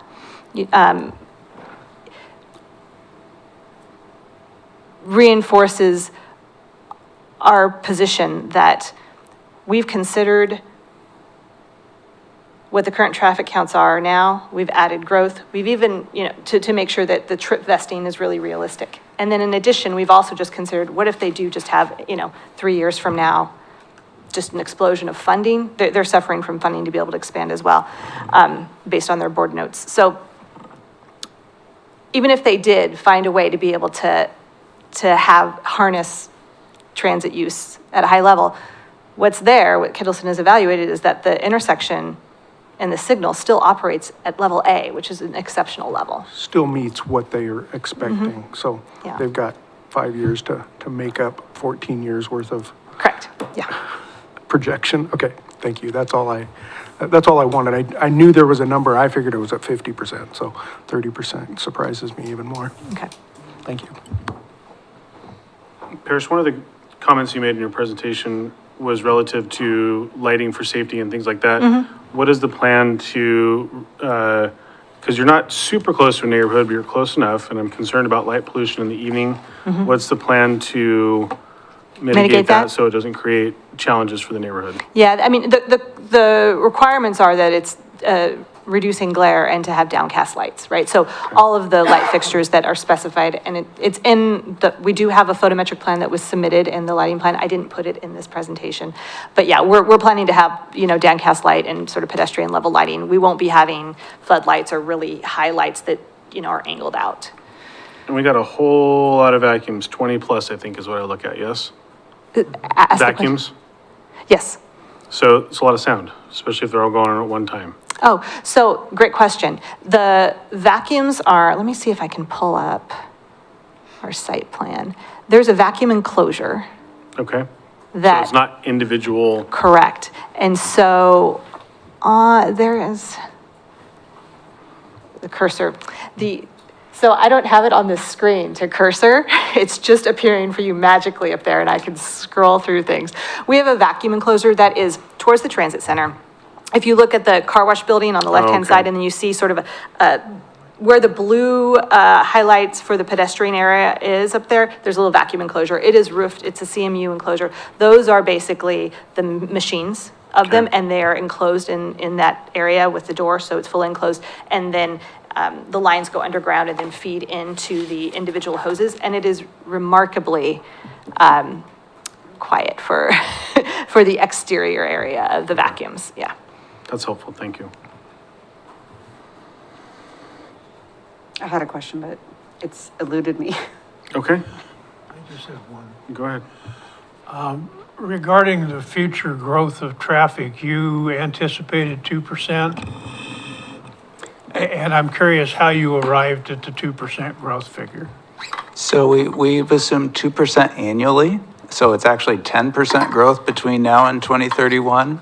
That is a value that's been pretty typical for near-term growth rates. I believe it's a little higher than what the long-term 20-year rate projected for the city is, but typically for near-term analyses, a 2% annual growth rate is pretty conservative. So that's a fairly standard number and, Yes. okay. So 10% overall, 2% per year for basically 5 years from now till 2031. Commissioner Weirs, you have your hand up? No. Okay, Commissioner Grants? Thank you. I'm gonna come back to your analogy of a checking account, right? So right now, Area B is allocated 330 PM peak hour trips. The transit center is allocated 165. We all agree that they're not using all of those today. I think Parrish said about 30%. Nonetheless, there's no limit on that trip, that they vested that use, they get every 165 trips. The 10,000 square foot office had 25 trips. You guys, your use is proposing 129 PM peak hour trips. You're not taking any trips from any of the undeveloped portions of Area B. So the medical office is allocated 70, the office is allocated 30, and then there's shopping for 60. You add up all those PM peak hour trips, you get a total of 454 total PM peak hour trips. That's a difference of 124 PM peak hour trips. So the checking account, you've got 330. You're going to take 129 of them. You're going to just say Transit's not using the 165 that they've been given. You're already at 290, almost 290 trips. What's going to happen when the next developer comes in with proposed 70 trips? The bank account's overdrawn. So don't get me wrong. I love this project. I want to support this project. My problem is I don't think that the amendment process is the right process. I don't see how you can say you're not adding trips. I understand that you've provided the analysis that even with full build out, even with Transit's full trips, the intersection of Keizer Station Boulevard and Shamawa Way, I believe is the other street. it still operates at LOSA, Which is what in regular people language? level of service A. That's really good. So basically, where I'm at here today on this side of the dais is you guys are adding trips. And your response is, well, maybe we are, but here's the analysis that says it doesn't matter. That's great for that one intersection. If you were doing the process that I believe you should be following, which is either amending more of the master plan to reduce the sizes of those other proposed uses and taking those trips, thereby reducing the total bank account, if you will, not taking it from transit, because I don't think transit's where a city wants to take potential trips. I just think this is the wrong process. And I think at some point, somebody's gonna be left holding the bag for making up the deficit of the checking account. And it's gonna be the last developer at the table, and I don't think that's fair. Or it's gonna be the taxpayer, and that's even worse. So that's where I'm at. So, fair point. I hear what you're saying. I think from my perspective, there's the trip debiting approach. I did not want to get into a debate with Chariots about how many trips should be allocated to their site, but if we really want to go back and try to reconcile all this, the number of parking spaces that are provided at the Park and Ride today are less than what was approved back in 2010. So the physical number of vehicles you can get in and out of Chariot site is less constructed than what was planned back in 2010.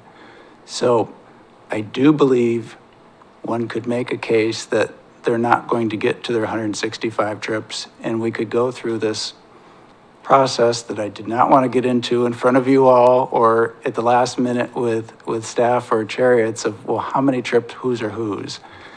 I honestly believe at the end of the day that there are enough trips for this to work. I don't foresee Chariots getting to the whole full 165 trips. The overall master plan process has a two-tiered approach, and what we've shown at the signal serving the site is that there's capacity. We could go off and try to look at all the other intersections all over again. I think it would be a fair question, how far do you take that and to what end do you take it? I'm not going to get into a debate with you tonight. I hear your position. I don't think I'm going to change your mind on that, and I'm not going to try to persuade you, but at the end of the day, I believe this is something that can work. I expect that every time we go through this between now and build out of the site, things are going to keep changing. And it could very well be that the next uses that go in come in lower or higher, and I can't control that. So I'm going to stop there. I'm not sure there's much more I can offer you. No, I understand, and I understand your position. I just haven't seen enough evidence presented in the record to convince me that you're not adding trips with this amendment.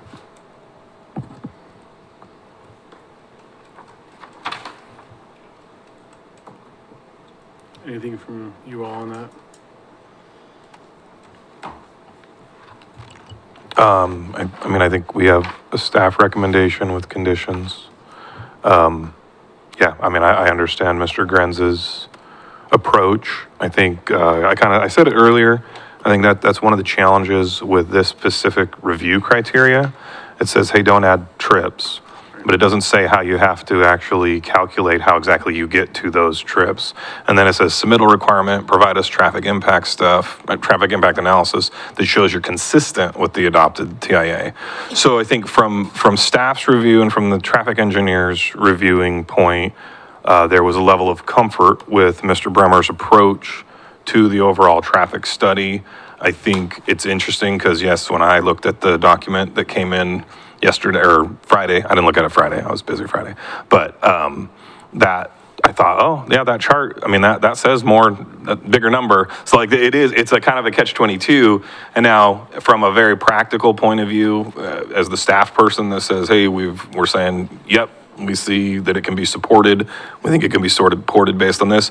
I do have to put some trust in the traffic engineers because I'm not one. So I don't pretend to be one. But I've got a couple traffic engineers that are saying this is going to work. Okay. And I don't see any specific thing that would say absolutely not, you can't use this approach based on what we require for the submittal requirements and what we call out as being the criteria, saying, hey, you're not adding additional trips to the site. Now, what we're saying is that with the debiting, we're not adding trips to the site because of this is what's actually there, this is what is going to be there. But based on comments received and concern, then there was a look, because let's face it, what is a traffic study for? It's to look at what the operational constraints are, what kind of mitigation measures you need ultimately. You can add as much traffic to any site as you want. And this whole, I'm gonna be careful, but the whole concept of transit can't have their trips is pretty irrelevant. They have a building on the ground. They could have 700 trips in 30 years if it's all transit, like, and then we'd have to respond to it. You know, our role obviously is to have wise planning moving into the future. And I mean, I appreciate when Mr. Grant says, like, he feels a compulsion to go, hey, I don't want that to be on the backs of taxpayers because developers should foot the bill for things. And I would agree with that 100%. And that is what we try to do with our conditions. I think it's kind of interesting because, you know, we wouldn't even have a traffic signal at that site currently going in and out of transit. It was built way early because they thought the theater was coming in. Right. So that's what really drove it. Transit itself didn't drive even the signal at this point in time. And what's interesting is that a lot of times in a situation like this, it may have been a totally different look if the signal wasn't already there. And a project like this comes in and goes, hey, you got to put in a signal, or you got to put in your share of a signal. Well, that's already there. So the fact that it's going to operate at level A, which is way above what other signals are allowed to operate at, even with a bunch of trips that aren't actually there, that does help me as just the planner for the city to say, okay, I mean, I guess that's good news. But I can totally appreciate and understand where Commissioner Grants comes from on this one. I mean, it's tricky. It's like a little bit of a sticky situation. That being said, we've looked at it. We went through all the things. Sometimes you got to make decisions. And so that was, as the staff person, like, yeah, the recommendation, it's there. It didn't change my mind to go, oh no, we can't do this. So ideally, I would have loved it if the timing would have worked out a little bit better. And I'm curious to hear, as Shofi and Chariots has more time to look through it, what they think after reviewing everything. Because to my knowledge, I don't know that Shofi's a traffic engineer either. I mean, he's in transportation like we are, but like, I think there's probably some review that needs to be done on their end, so. Mr. Grants, may I offer one more thing that may actually give you some comfort?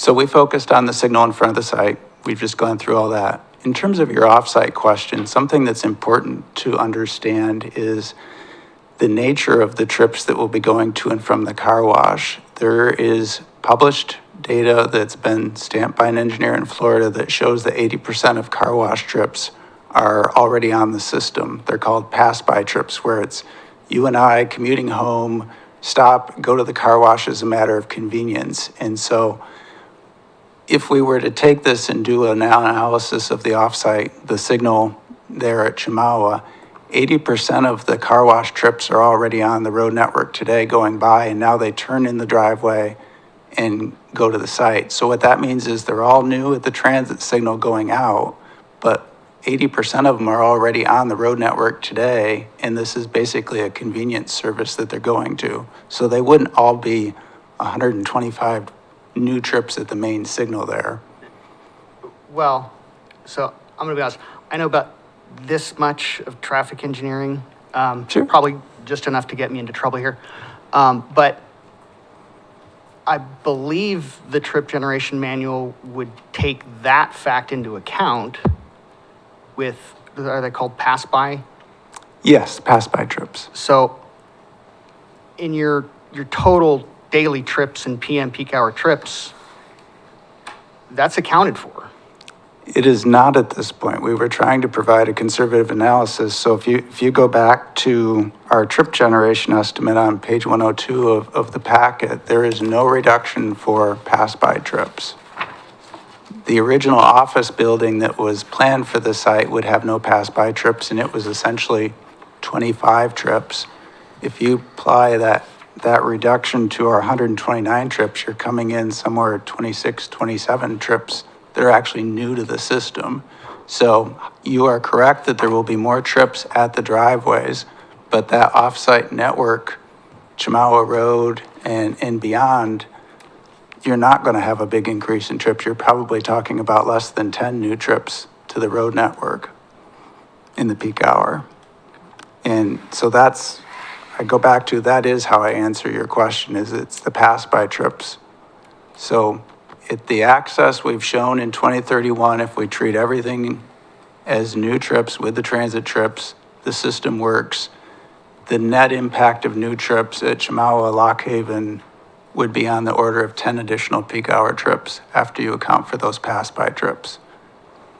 So you're not going to see a big impact that somehow affects that last person in line that now they can't get in because there's not enough trips on the overall network.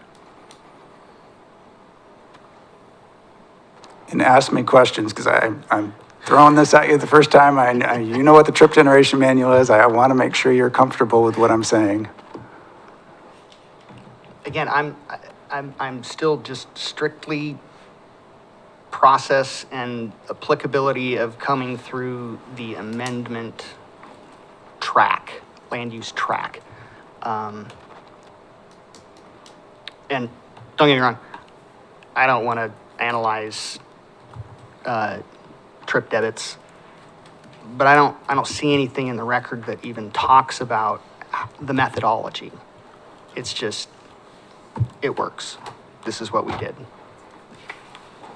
That's where I'm struggling, that's all. I do have a question. So when you did your analysis during the work week, or did you include Saturdays?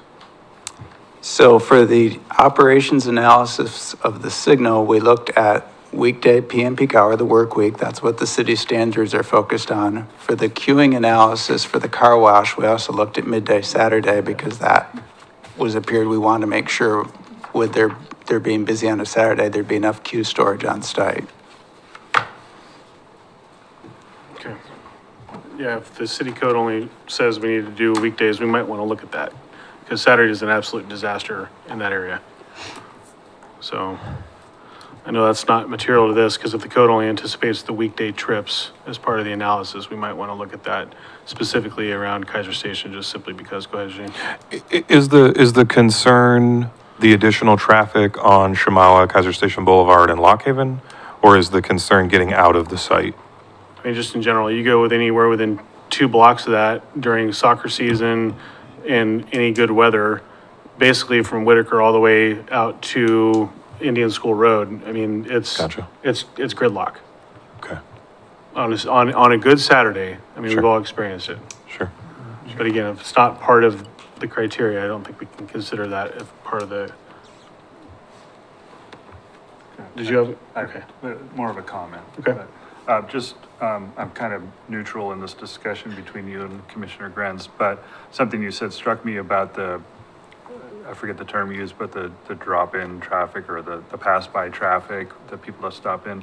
I would assume that the car wash would be a subscription, have an option. So I would think that might actually increase because people with that subscription, knowing that they can just get their license plate scanned and get a car wash anytime, are going to go out of their way to get that car wash, as opposed to somebody who's, commuting home and deciding to get their car wash, if that, if my point's making sense there. I think, I understand what you're saying, but I think there's got to be with that subscription, to the car wash, that has to increase that drop-in rate over what would be typical.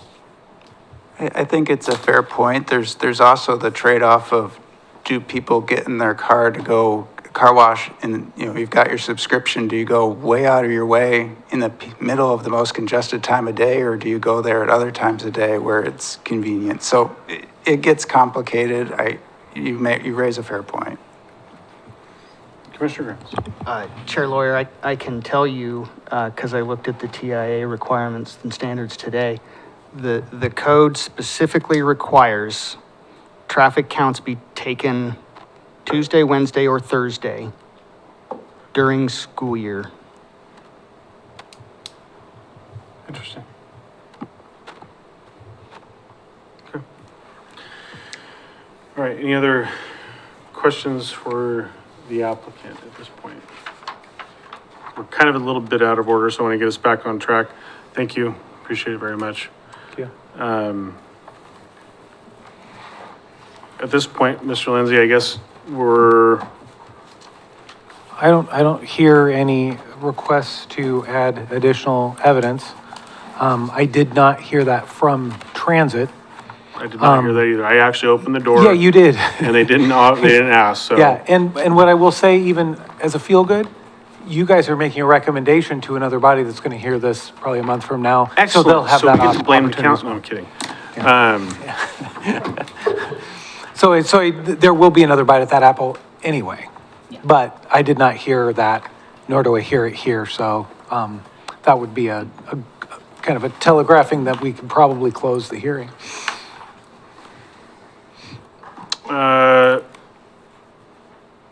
Roger. She said we can close the hearing then. There's no need to continue. If you think you have enough evidence to deliberate on, then yes. Okay, Shane, I do have one question. So just in terms of, because my email to you, one of the things that I brought up was a question regarding the catch-all condition for, the lighting and the screening and whatnot for the sound. At what point do we talk about that? Yeah, I mean, I think if there's, I don't know, I don't know if that's in deliberations or now, Well, Mr. Lindsay. You could put it in as evidence that Yeah. it's a process that you work through. Sure, okay, yeah, thanks, yeah, good, great question, I don't know. Yeah, so I think that was one of the questions you'd raised to me, was, okay, if we want to be kind of certain that there's some mitigating factors or some assurances that lighting from the vehicle queues aren't shining out onto the public street, the vacuums are being protected with noise, there's not glare and lighting and things like that. In looking at, we have some kind of general standards in our code. Obviously, to me, those things are directly related to that kind of conditional use criteria. And while the findings that are in the record that I wrote for the conditional use do speak to the fact that, hey, there's stuff on their plans that show these things are there. And we have a general condition that says, construct it generally as shown on the plans. If you felt that there needed to be some strengthening of those specific factors for mitigating noise and screening of the headlights and the on-site lighting and those kinds of things, I think it could be appropriate that Planning Commission would say, we'd like staff to craft a condition to address those things. And I'd be happy to do that. I mean, I don't have one in front of me, but I think that's something that it's definitely warranted. We do speak to, it's always a little bit tricky. I'll say this, it's always a little bit tricky when we write conditions for land use approvals. If somebody submits plans and they say, they're showing on their plans, there is a place that they're attenuating the noise of the vacuum. And so it is shown. So if that's exactly the way it is, we think there's not a problem. Now, I wouldn't I'm not going to guess what the applicant would say, but sometimes we place conditions on applications that would be kind of general in nature, but give staff some flexibility when we review building permits to say, hey, and there will be something that is provided to ensure that the noise is attenuated from the vacuums and that light is not casting any glares onto adjacent properties and that headlights are screened from the public right-of-way and adjacent properties. And in looking at those specific questions of conditions, not questions, those conditions numbers 58 through 84, those extra ones for just this little specific amendment, I didn't see anything in those conditions that was super specific to that. And so that might be a place that if Planning Commission so desired, you might direct staff to add a condition in that section, in that general section. I have a question for the applicant, if that's, so, well, I guess it's a comment and a question. So they'll have to adhere to the noise ordinance. Yep. So, and then along with that, what are the typical hours of operation to address maybe some of the lighting concerns from vehicles going through drive-through? Sure. It can vary by location and season, but in general, they open at 8 a.m. And then, so the very similar hours between the car wash and the oil stop are generally 8 a.m.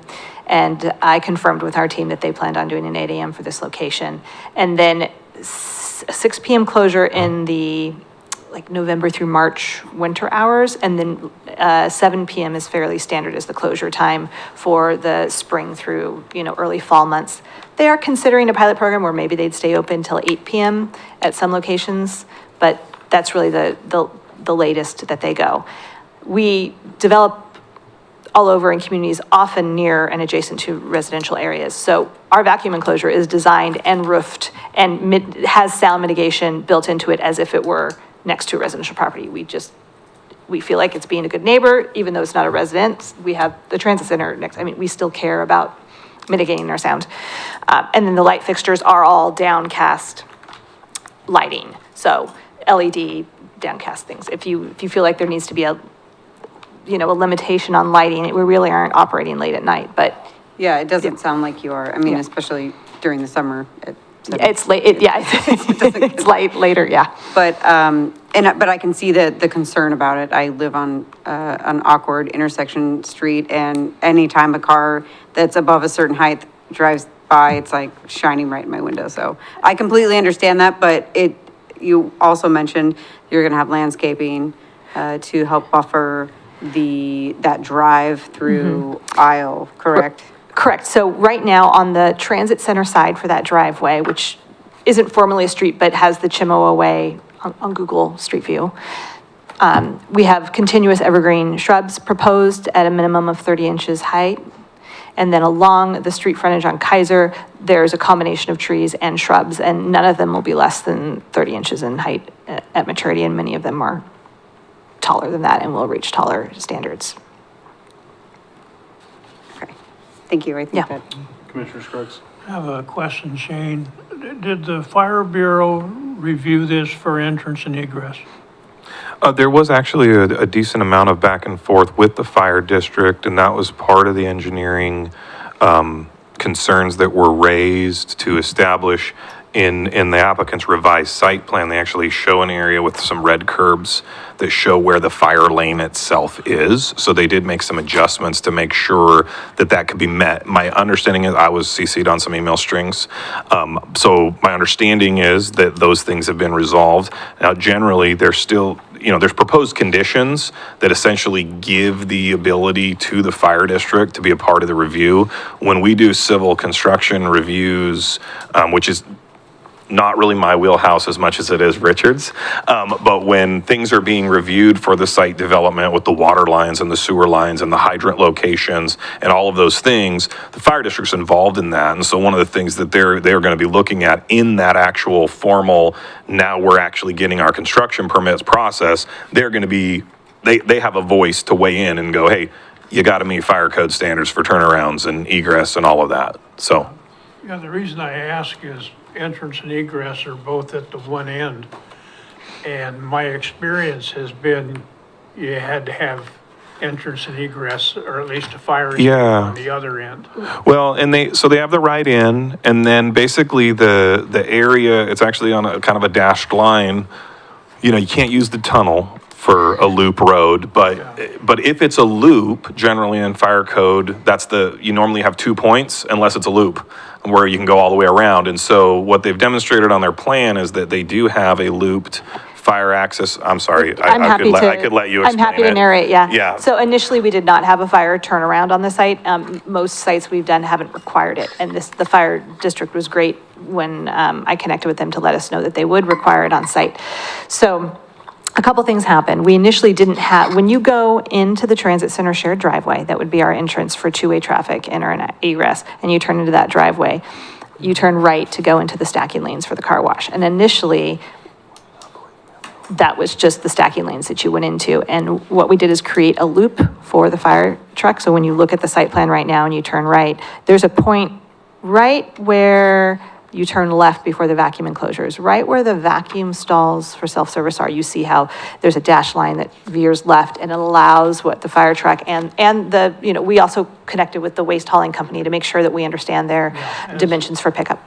As long as fire is going to review it, I'm Yeah. okay. We also widened the right-in only driveway from Shamawa so that the pavement could accept a fire truck vehicle and then have clearance for 20 feet over it. So we're not paving 20 feet, so there's no confusion about it being one way, but it also enables fire access down that way.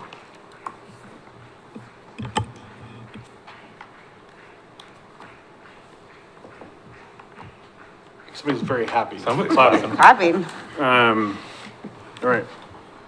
Anything else? No. Okay. Well, I will close the public hearing at 8 PM.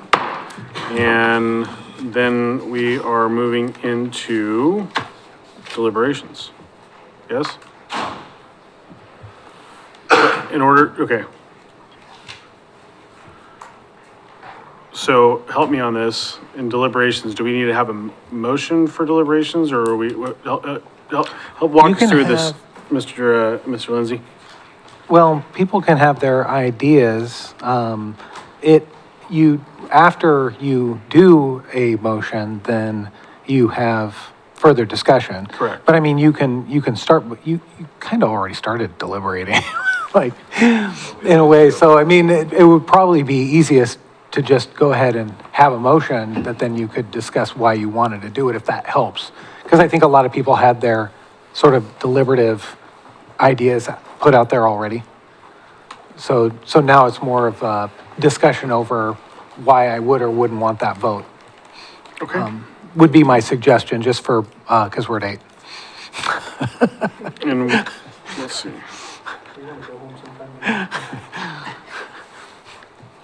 Noted, Counselor. Better watch out for that side eye. So if we go to the staff report, which is all the way at the top, I don't know why I'm literally in the middle of the document. I think it's page 8. Yeah. Do I have a commissioner that feels compelled to put a motion on the table for consideration? Well, somebody has to do it. I would like to make a motion that we approve this application and recommend that it be sent to council with our recommendation for approval. I think we need to be really specific. If you look at do you want us, And would you, this council also does friendly amendments. You could perhaps offer a friendly amendment. I haven't heard a second, first of all, but if you wanted to even rephrase your motion with conditions. well, I guess, Mr. Lindsay, my question is, the recommendation has specific language relative to the master plan amendment, the PLA, and the conditional use permit. Do we need to specify that all within the motion, or is it just like, We have a proposed motion. okay? Yeah. Okay. I move that the planning commission recommend approval of master plan amendment, property line adjustment, conditional use permit, case 2026-06, with conditions to city council for consideration. I'll second. Thank you. We have a motion and a second, discussion. I think that the applicant did a really great job presenting with both the conditions or the criterion and with the traffic study. And I am by no means anywhere close to knowing anything about traffic engineering, other than what I've seen come across my desk over the years. But I trust that the applicant's engineer and staff engineer know what they're talking about, and I trust that it's up to the standards of the city of Keizer, and I am just thinking positively about it, and not that, you know, the worst case scenario. So I think it's a great application, and I would really like to use the car wash. Because I go there all the time. I go to Keizer Station a lot. It'd be delightful. Yeah, I mean, I see it as, in and out has a huge line. I don't stop. I mean, it's just one of those things where I don't see it. I mean, I wish you much success with the business, but I can't see myself waiting in line and creating traffic to get into a car wash or to get my oil change done. So for that reason, I feel a little bit more of ease about it, because I don't feel people are gonna line up to just, no offense, to just go do that day, right? I think the in and out, the holiday lights, I mean, those things, people are gonna do them, right? And to your point with Whitaker and like, I already know, you know, as a Keizer guy, I know when those times happen, I'm gonna have to deal with it, but I wanna deal with it, right? I love the holiday lights. But for this instance, and because of the case they brought, I feel good about it. Commissioner Whitaker? Concerning Chariot's, the points they brought up regarding pedestrian safety and buses, and I think they're in addition to the pedestrian safety, they were concerned with the traffic, obviously, but the buses, the routes being delayed, you know, causing extra money to the system, tacking onto the system. But looking at the overlay, I feel like that everything's been addressed by the applicants. I feel like, you know, the buses entering the system on the road are controlled by the light, and that's not going to change. And I also know that, I mean, I work at a place where there's a bus mall, and the buses will regularly pull into the street to block traffic to let the rest of the buses in. So I don't see that habit out of the Chariot drivers changing. If they have, you know, if they're all leaving the transit center at the same time, I'm sure they're going to work out a way to block people from exiting the oil change or car wash so that they can get all their buses out. So I don't see that being a huge issue. Regarding traffic count and your point, Commissioner Grants, I understand your point. I see your point. I think it's valid as far as creating trouble for that last applicant, whoever's going to be developing across the way. But at the same time, today, there is no developer across the way. We don't know what may or may not end up coming across the way. And so I don't think we can make a decision on what could possibly happen or try and imagine what could possibly happen. And then again, when it comes to the other concern I had and that I heard discussed was the sound and the light, noise and light pollution. And I feel like that you've addressed that with the landscaping and as well as the downward pointing light. So I think those points, and then all the criteria, we went through all the master plan, the conditional use, for the lot line changes, all those I feel like were addressed adequately, and so I feel comfortable with the application. So. Anything to add? No, I'm good. I think you guys all know where I'm at. And I do think that process is important. I've represented that last developer that comes in for the last master plan amendment. And I'm the guy that has to demonstrate we're not over 330 trips. And I'm not there. And I don't want, it's not fair for the last developer to come in and have to make up the difference. There's a process for Happy's Car Wash and Oil Stop to get approved. Again, love the project. I would love to be able to support it tonight. I just don't see the evidence to demonstrate that it meets Keizer Development Code 3.11306A1. That's applicability criteria for an amendment. It says site plan changes that have no increase to overall square footage allowed in the existing master plan and cause no increase in the overall vehicle trips generated. I feel very strongly. You guys have your votes, that's fine. But I don't think it's fair to put those additional trips on the backs of some future developer that hasn't come forward yet, or the taxpayer.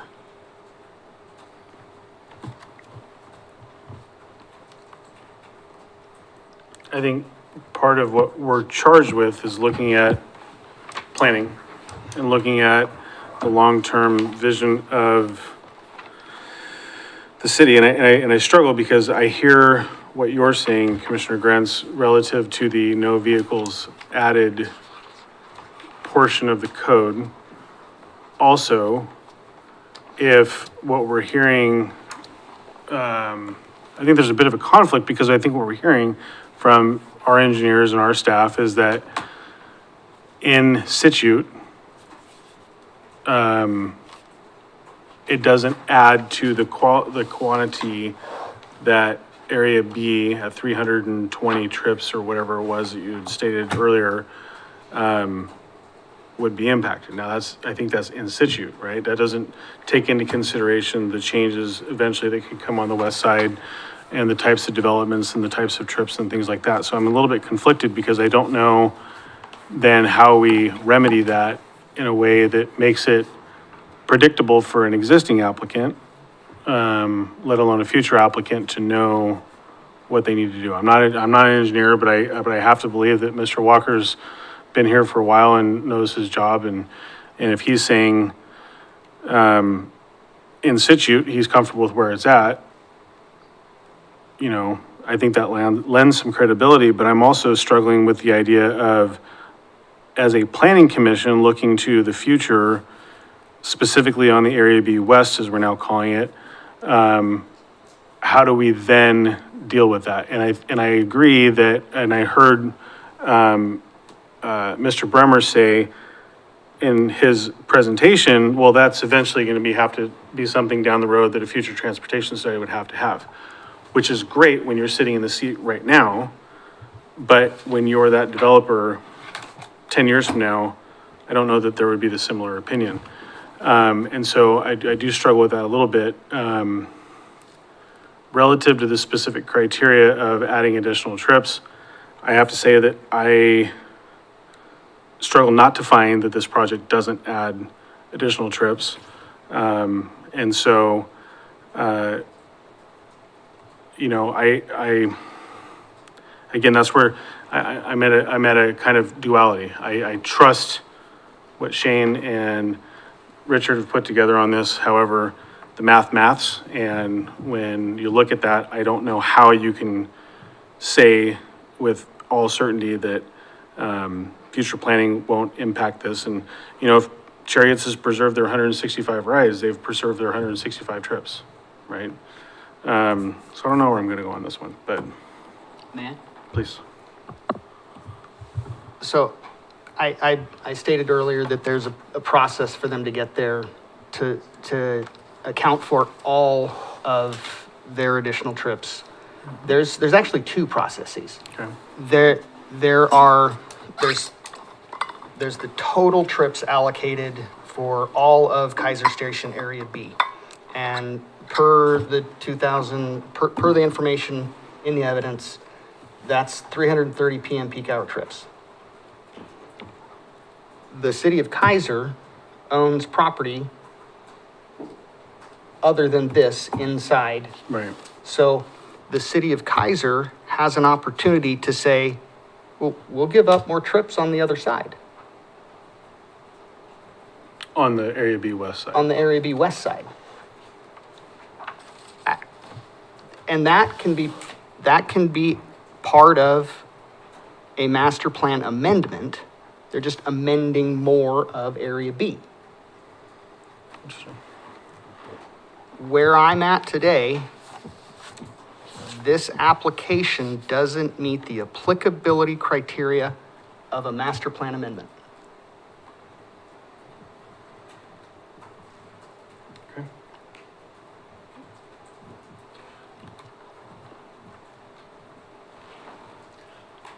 It's a point well taken.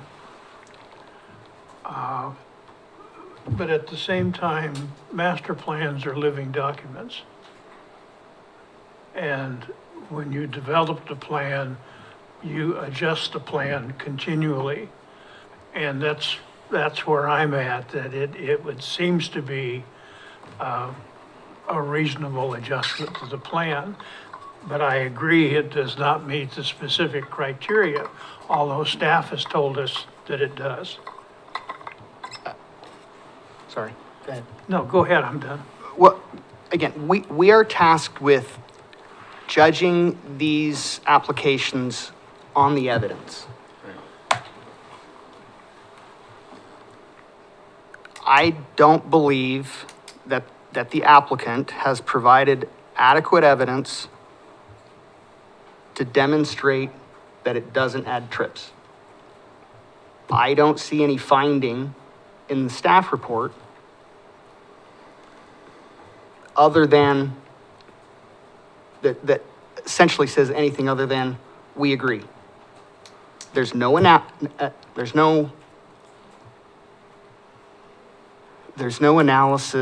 to document the methodology of the trip debiting, other than we're reallocating trips that have already been given and vested to another applicant.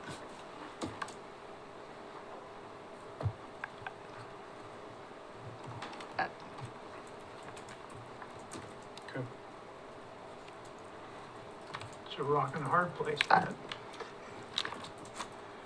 I've been on the other side of the dais representing applicants, and I've been told, I'm sorry, this is not the right process.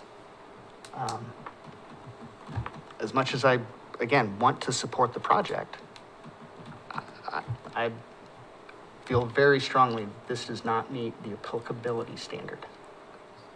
Is there an adjustment to the amendment that would satisfy your concerns? Or a condition. It's all about trips and whether or not the amendment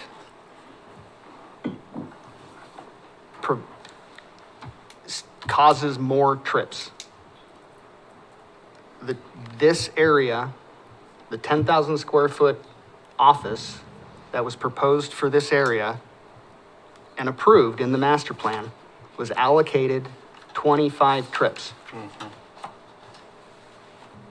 Their evidence that they've provided says they're going to generate 129. That's more trips.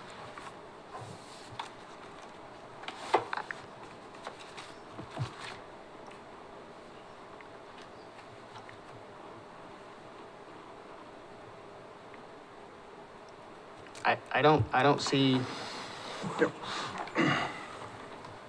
I guess at this point, is there anything you all need to do to help clarify or? I think the record's closed, so I That's think right. that the findings that I wrote were the findings that I wrote.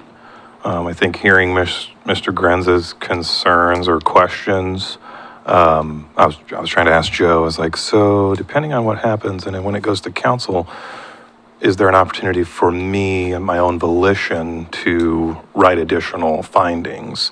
It gets a little weird as a recommender of staff.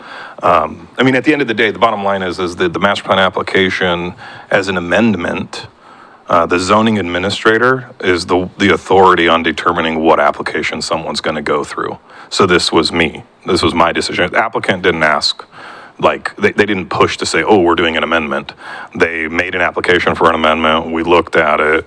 We reviewed what it was. Now, if I was of that same opinion of how we look at trips and the debiting and all of that, we would not be doing an amendment.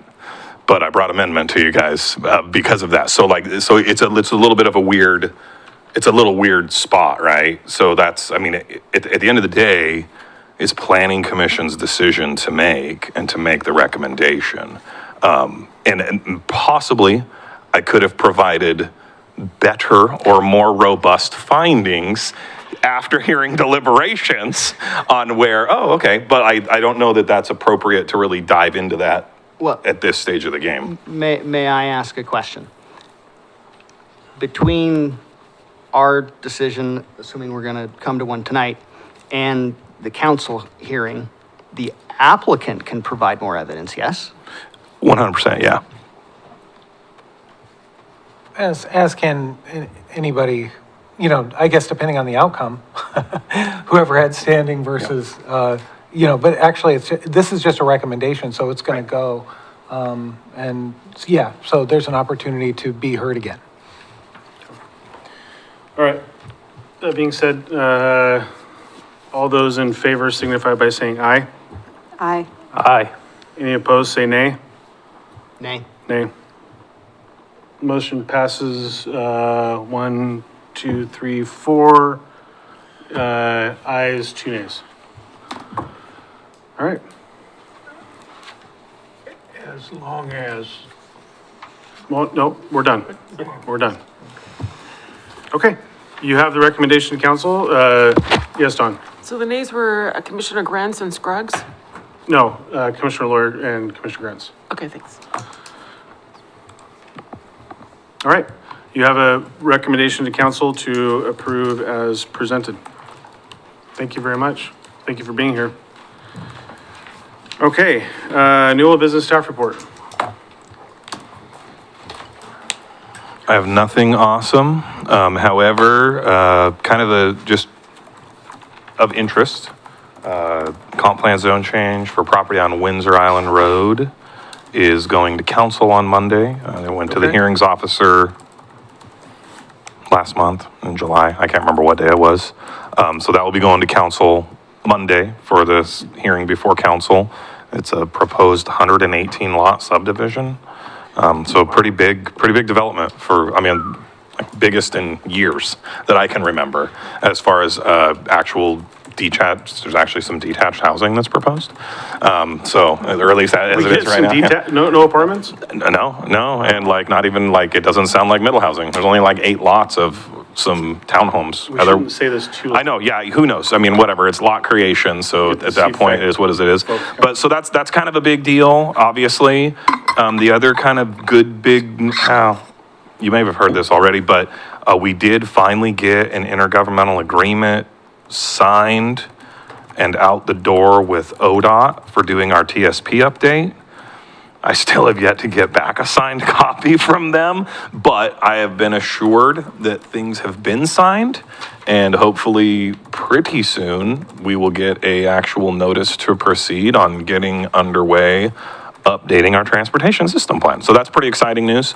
So those are kind of the 2 big things, and then I was in one of the city manager updates, but the Shell buildings up at Keizer Station next to REI, those have been issued, and there was an article in the Statesman a while back about a local neighborhood style grocery store that was going to maybe be there, and I couldn't confirm it or deny it because we didn't have an official. Well, we now have an official tenant improvement for Trader Joe's, so we're going to get a Trader Joe's next to REI. So my wife is excited about that, and they do have really good snacks. So anyway, other than that, Dina, can you think of anything else that's... Oh, September 9th, hey guys, we get to do a public hearing again. We're going to have a variance that's going to come to you September 9th. That just came in the office here last week or whenever it was. So, and other than that, it's late, so I'm done. All right, Councilor Duran. I have nothing at this time. Fair enough. All right, Commissioner King, can you do the council report on, not September 8th? Like, is this September 8th? That's not the next council meeting, right?